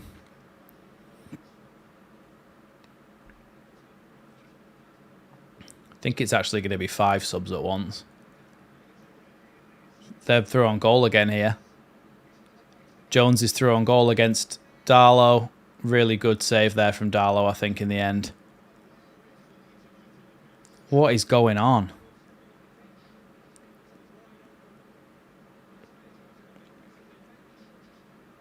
We have no rest defence at all there. Do you know what? This chance here, this chance, Jesse Marsh. Imagine that this is a Jesse Marsh Leeds team.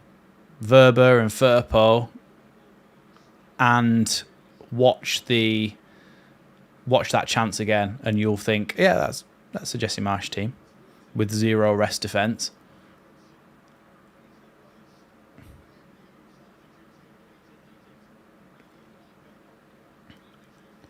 So there's a lot of substitutions going on here.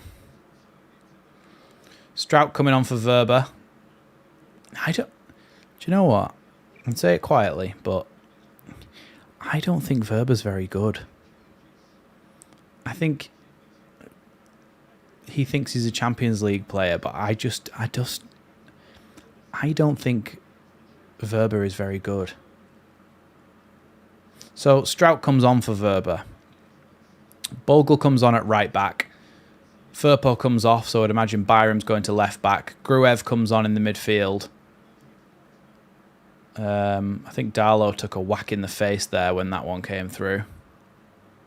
Oh yeah, he's got blood all dripping down his teeth and everything. Nice.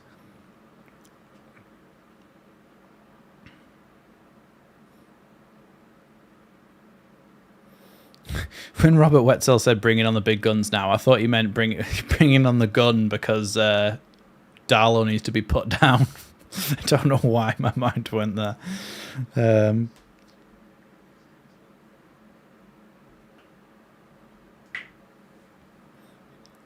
Yeah, he's just busted his nose, that's all. He might have even broke his nose, you know, here, Darlow.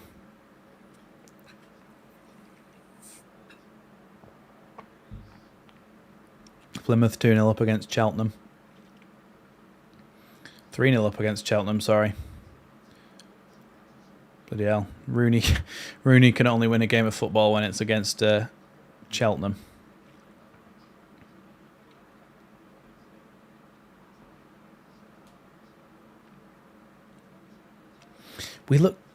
It's always so deceiving, isn't it, pre-season? But we looked so good in pre-season. We beat Valencia, who, whilst, yeah, not best in the world, but they are a decent La Liga side, and we made them look not very good.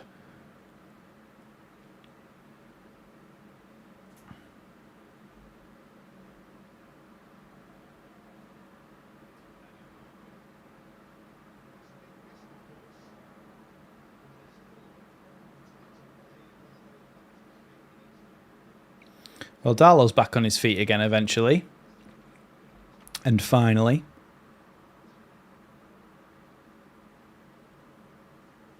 All the Leeds medical staff haven't managed to get themselves off the pitch yet, so they can't kick off again.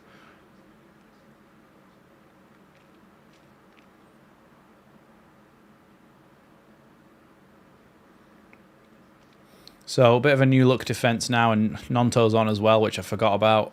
I think that was that for Aronson? I didn't mind Aronson when he came on against Portsmouth, you know. I thought he did all right, but in this game, I've not been convinced by anything he's done particularly.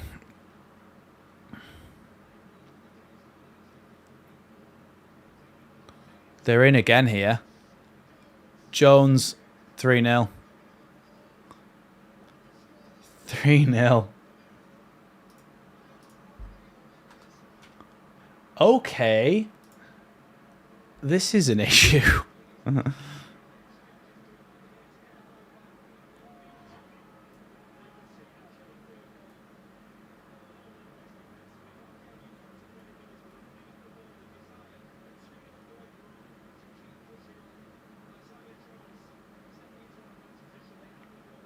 Long ball forward from Darlow. One header.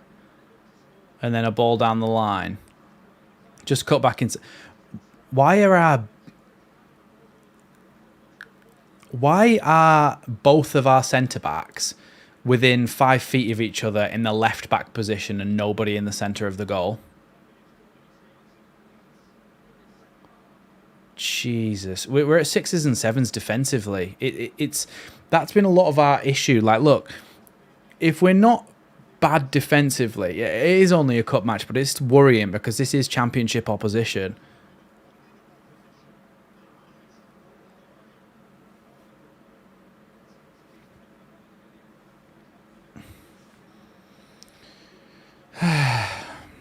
Well, the inquest begins already because we're not coming back in this one, are we?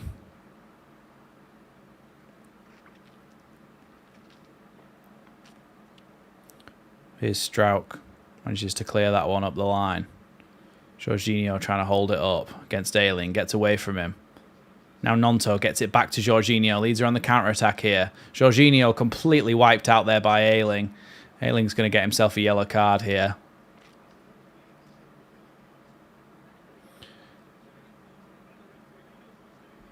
Well, yeah, there's a difference, isn't there, between being negative at 1-0 or 0-0. and 3-0 down to some terrible defensive mistakes. Luke Ayling's got himself a yellow card for that, but it was actually Nonto who wiped out Jorginho there.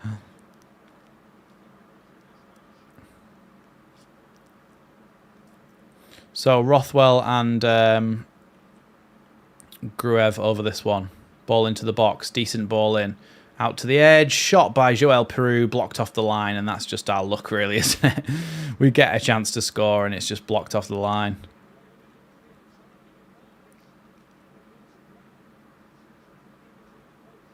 I think the goalkeeper might have saved that, to be fair, that shot from Peru. Some substitutions for Middlesbrough then. That Finn Azaz is coming on, the one that played for Plymouth last season in their kind of number 10. But he's going to come on the wing for Jones. It certainly looks like that. And I think their left back is going to come off as well.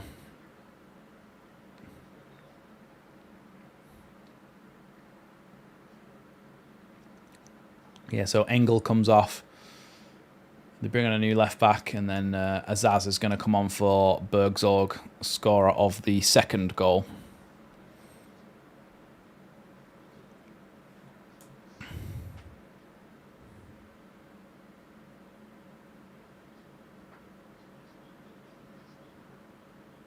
Not really sure about what signing Schmodix is going to do about our defensive woes, though, Goz, to be fair.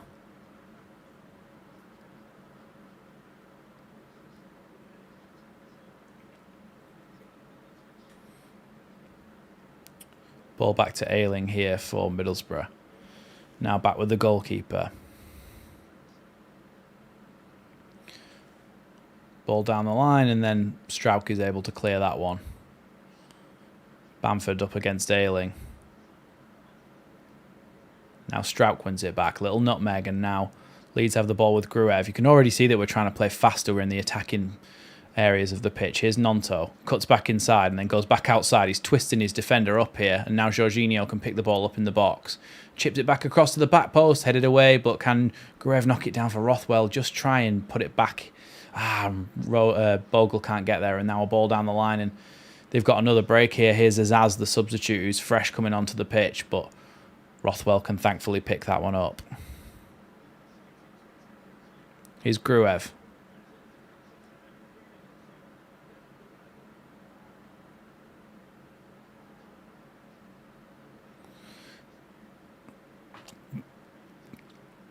It's early to say this. Look, it is early to say this, but did we overpay for Rodon? Did we? Rodon's just been sent for a hot dog again, and they've nearly scored. Rodon's getting bullied.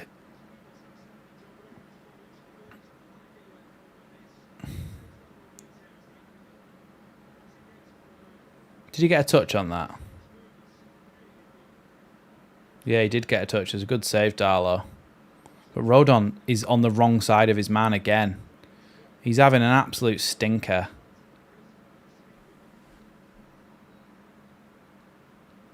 This is what happens, isn't it, when you make a loan move permanent.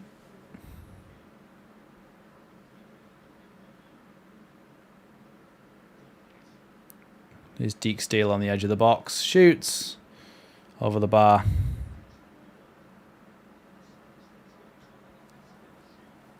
Why has he got so much space? Why is he allowed so much time and space to shoot?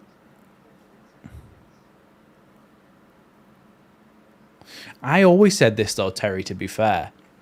I don't remember last season I said I was worried that if we did get promoted and we did sign Rodon on a permanent, that his passing really isn't very good. And I did think that last season his passing wasn't great either. There was the amount of times he would just play the ball straight into touch, and you'd go, hold on a second, what are we kind of paying for here with his passing? Here's Strauch. Bamford holds it up and then gives it back to Gruev. Now Strauch again. Here's Nonto. Back to Strauch. I mean, it's not the end of the world, is it, if you give Rodon a bit of a rest, put Ampadu in at right centre-back, put Strauch in at left centre-back, and then play Rothwell and Gruev in midfield. Don't think anybody's complaining about that, given Rodon's form at the moment. Here is Rodon with a pass out wide to Jayden Bogle. Here is Bogle, and then he can't quite get the ball into the box, and he's going to wait and take the throw in.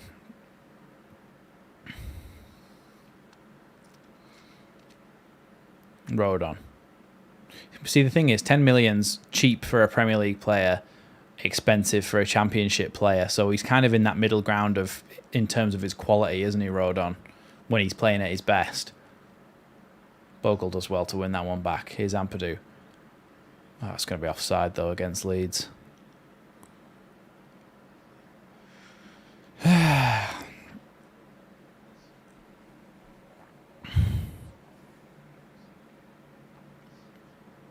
Here's Clark then to take this free kick.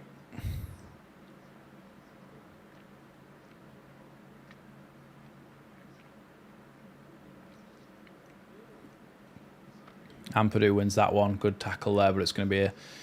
Oh, it is going to be a Leeds throw-in.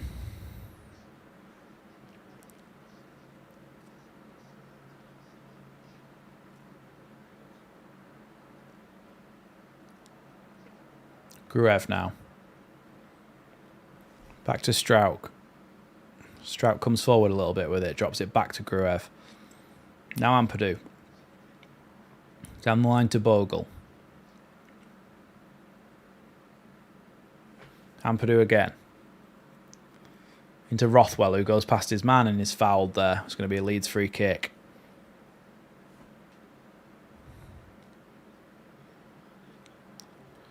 Yellow card for kicking the ball away for Gilbert / Gilbert, based on where he's from. Oh no, he's Irish, it's Gilbert. Didn't know where he was from, so I couldn't tell whether it was Gilbert or Gilbert.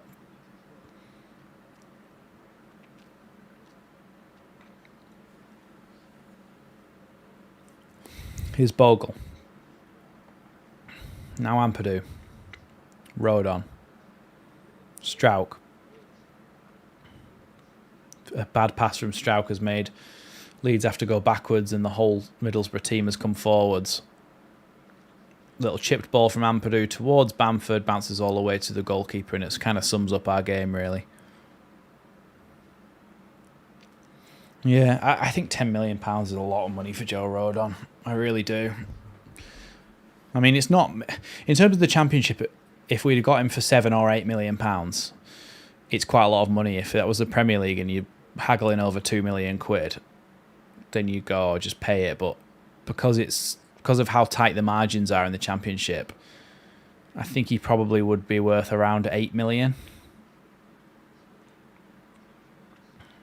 Here's Bogle into Jorginho's feet. Jorginho still going here, tries to poke it through, loses the ball in the end, and now Middlesbrough come away with it. Again, they try to come forward here. They're just playing through us and playing around us. They've got so much confidence in themselves now.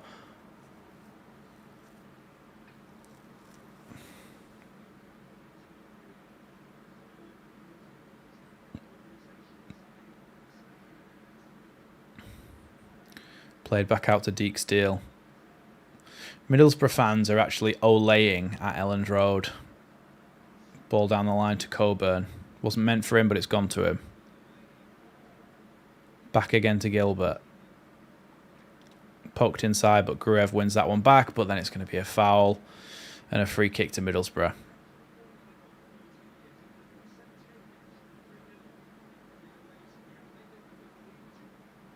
Very, very poor this evening. Very poor.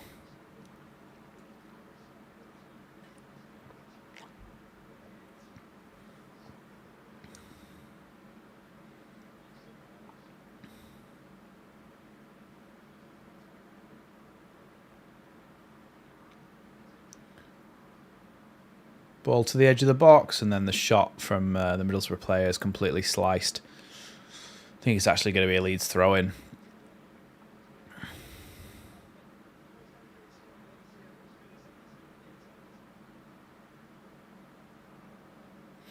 No, £10 million is not around £8 million.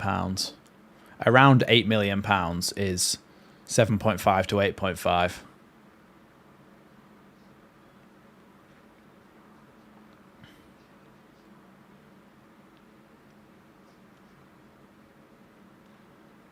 Make sure you smash the like button as well, just to ease my misery slightly.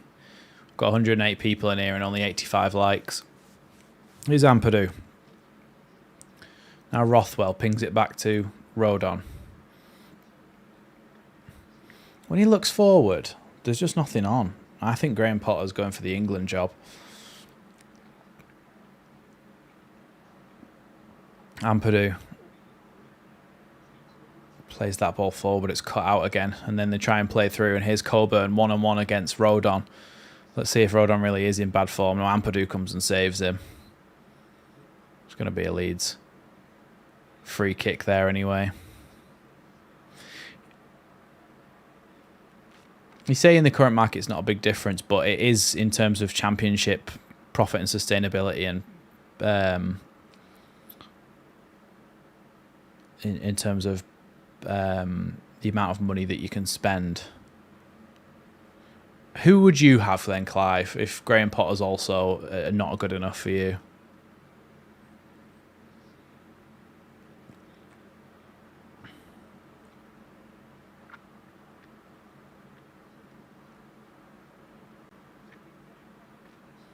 Here's Rodon.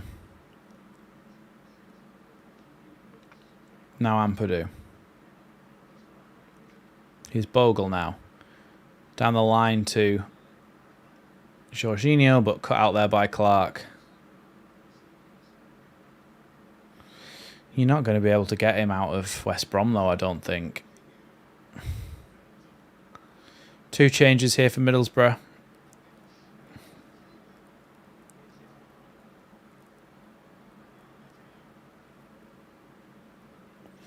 Clive, I know you're in love with Bielsa, but he's managing Uruguay at the moment, and he's never coming back to Leeds based on the way he was treated. And he would never go back to a club he'd already managed anyway, I don't think. So, in your opinion, you want Bielsa and nobody else in the world is good enough?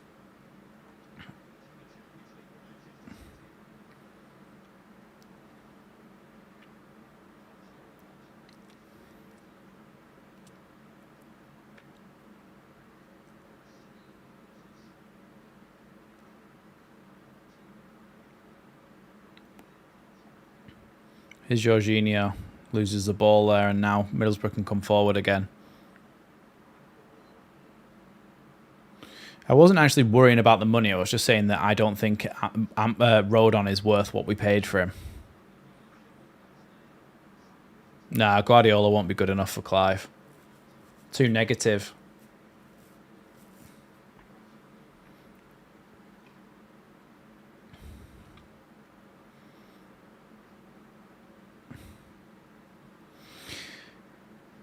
Right, look, people might not like the way that Farke's football teams play. They might not like the results that we're getting with Daniel Farke. But to call him tactically inept or no idea what he's doing is a complete falsehood, because he obviously knows what he's doing and is a tactically astute manager. He knows what he's doing. He's had a successful career. He knows exactly what he's doing. Yeah. He's done qualifications. He knows about tactics. He knows about how to set up a football team. There's no way on earth you can call him tactically inept or has no idea what he's doing, because of course he does. Here's Bogle. Jorginho hit the post from a way out there. What a strike that was.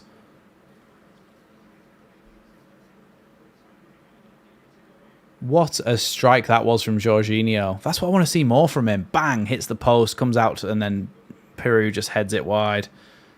Strike that was from Jorginho. Yeah, that's a point as well, Gavin, isn't it? I mean, this team has pretty much been a second-string team. The only defender who is in the first team is Rodon, who started this game. I think Verba's pretty poor. It's a good ball that from Bamford couldn't quite get it under his control. Strout come high to win that ball. Now Nonto loses it to Deke Steele.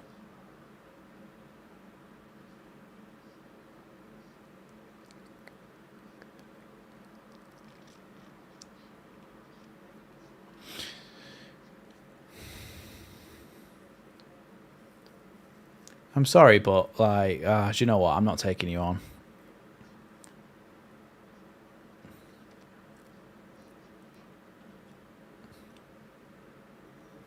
Goalkeeper just tried to chip it over Jorginho's head, but Jorginho managed to head it, but it went out for a goal kick anyway.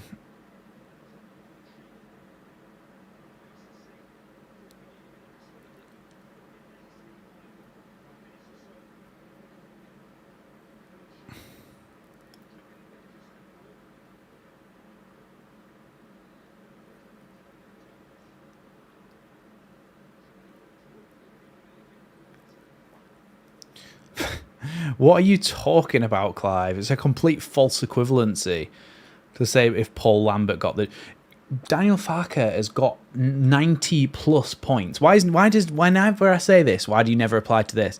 How come then Daniel Farke has got 90 plus points every full season that he's had in the Championship?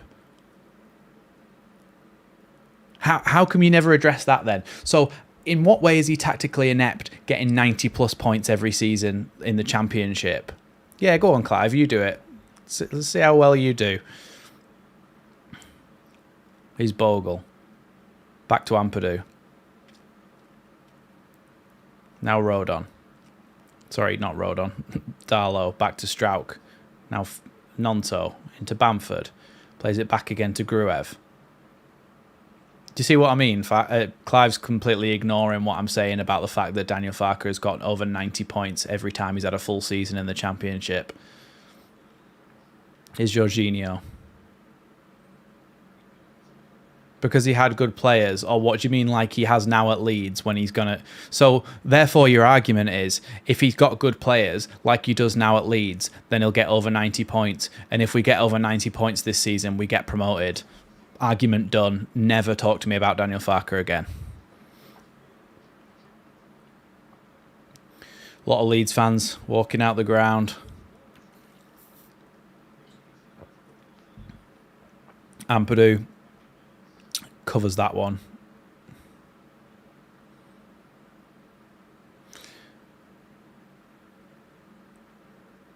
But Clive, the point is to get the team up. That's the whole point of the manager, is to get the team promoted from the Championship. So it doesn't matter who has got teams promoted before. If he gets us promoted, that's his job. Here's Nonto, drops it back off to Gruev. Nice fast pass out to Strauch, who plays it down the line for Nonto to cut the back into the box, and then it's cleared by Middlesbrough. Gruev misses out on that one as he tries to press, but somehow Leeds win the ball back. Here's Jorginho. Tries to shoot, it's deflected and then cleared away.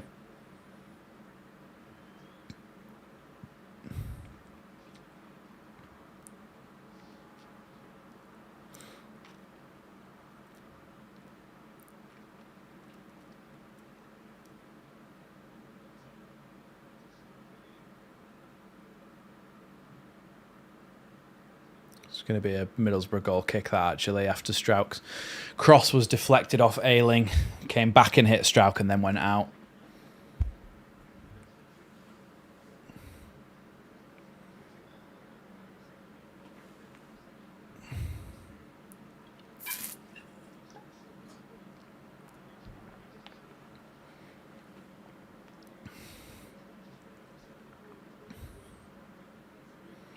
Coming forward again here, Middlesbrough. Options down the right-hand side for them. Here's Deke Steele, and they go backwards a little bit, but then look to play down the line again. But good tackle by Joel Peru, but it's going to be a Middlesbrough throw-in.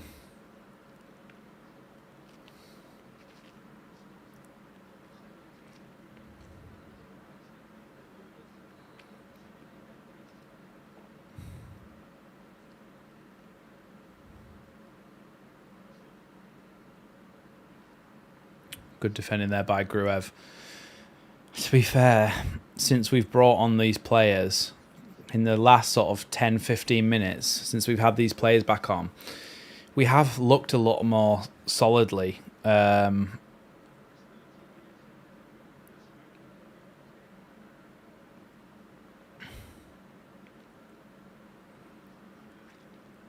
Here's Ampadu.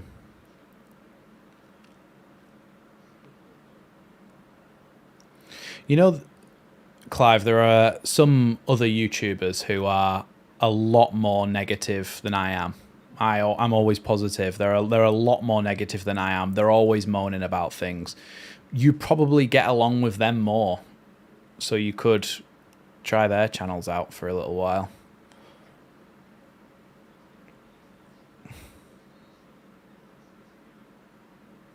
I don't... do you know what? Never mind.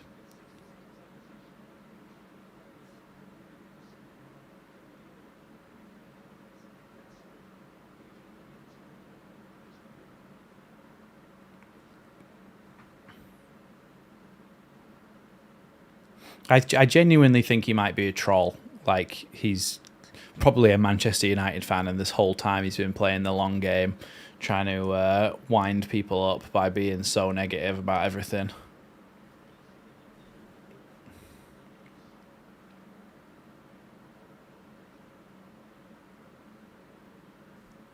Here's Bogle. 8 minutes added on, by the way. 8 minutes.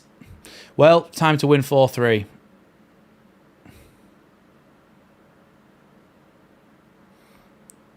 Here's Rothwell. Now Ampadu. Out wide now to Jorginho on the right-hand side.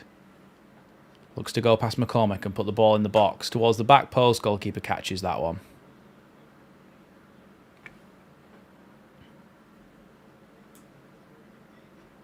Thanks, Oipa.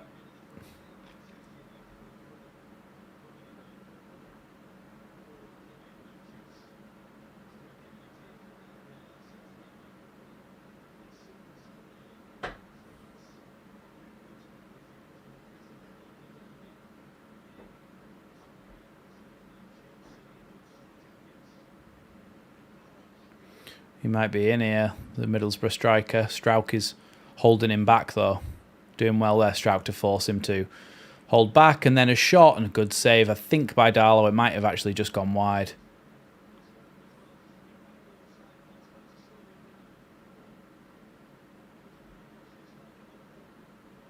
Yeah, Strauch does well there. That's what we needed to do in those other situations. Just hold them up long enough for your defenders to get back.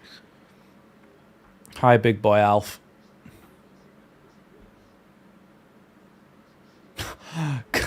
Clive, I cannot believe you've just said that. I cannot believe you've just said that. You're being positive. You've never said a positive word on this channel. Ever. Ever. It's not the truth. You are just being negative for the sake of being negative. You must just not enjoy watching Leeds then. So why do you do it? I don't get it. Why do you watch Leeds if it's just going to make you so annoyed and angry at the coach, at the players, at everything?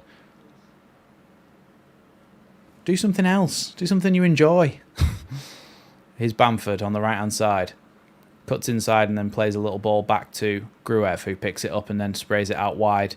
Now to Nonto. Strauch's going ahead of him. Nonto goes himself. Trying to find a way, and he's opened up a chance for Leeds to win a corner there. Hi, Justin.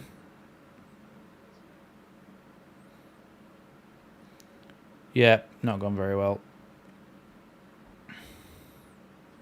Ball into the box. It's gone over everyone. I think it did take a deflection though, but Gruev can actually keep that in on the other side. Here's Rothwell. Now Gruev. Ball into the box, and then Pirou's header just kind of loops up into the goalkeeper's arms.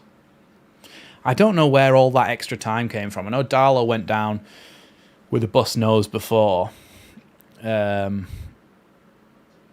I don't understand where 8 minutes came from.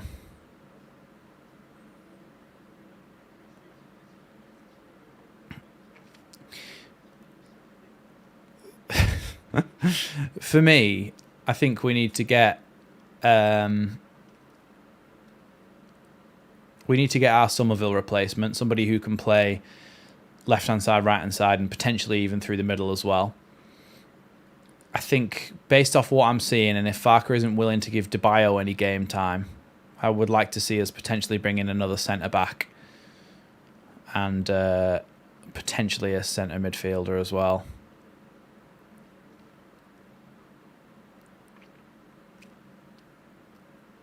Nonto fouled there, and it's going to be a Leeds free kick.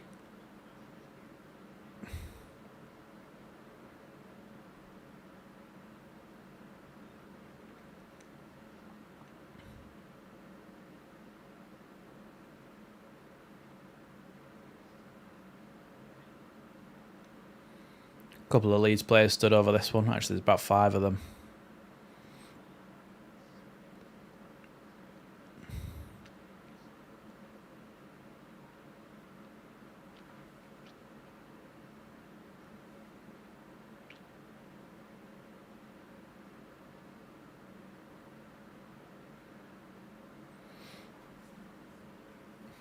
Still not taking this free kick. Gurev's going to try and do what he did against Portsmouth.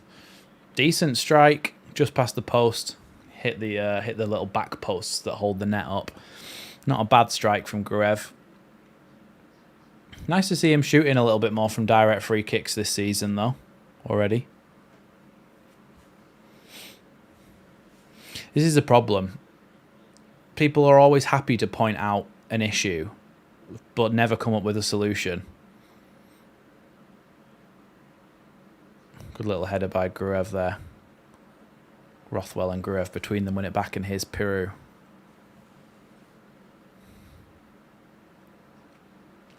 And then Piru just gives it away. Now back to the goalkeeper. And he sends it long. Up towards Azaz. And Ampadu can just shield that one out for a Leeds throw-in just inside the Middlesbrough half.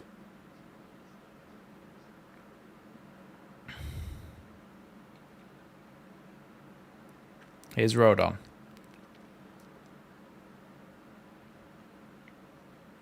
Now Rothwell. Out wide to Jaden Bogle. Bogle tries to play the ball down the line towards Jorginho, but it is going to be a Leeds corner there.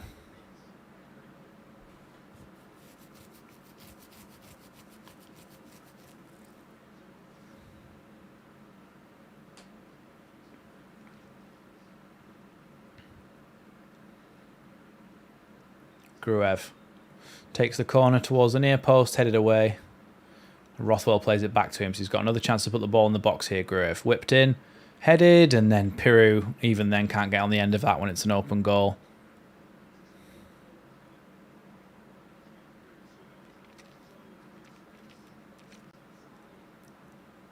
Yeah, Piru's just not aware of that, and he's just not expecting it to come all the way through to him.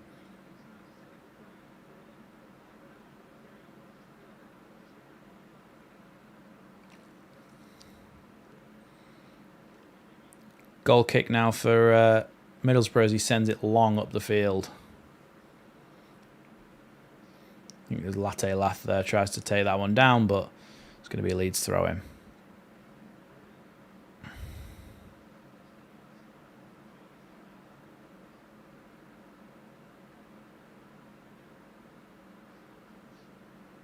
Here's Rodon now. Ampadu. Chips that ball forward towards Bamford, who tries to go for it first time. Slices it to oblivion, and that's going to be the final whistle. Leeds 0, Middlesbrough 3, and Leeds crash out of the Carabao Cup in the first round in terrible, terrible fashion. I'll be uploading a match reaction shortly, talking about that monstrosity of a game that we've just seen. Oh, I can turn that off now, can't I? So there'll be a match reaction, and then tomorrow there is a scout report, so something a little bit more positive and entertaining. So make sure you stay subscribed, hit that like button, and then check out the videos when they're coming out on the channel, because we're trying to upload as much as we possibly can at the moment, or I am. I've been uploading every single day for quite a while now, so I'm trying to get the train going, get to 10k and beyond, and hopefully maybe eventually make this a full-time thing. But thank you everybody so much for joining me. Thanks to all the Leeds Lately members for supporting the channel. Thanks to everyone who's subscribed, liked, commented, all those things. Thanks everyone, and I'll see you next time on Leeds Lately.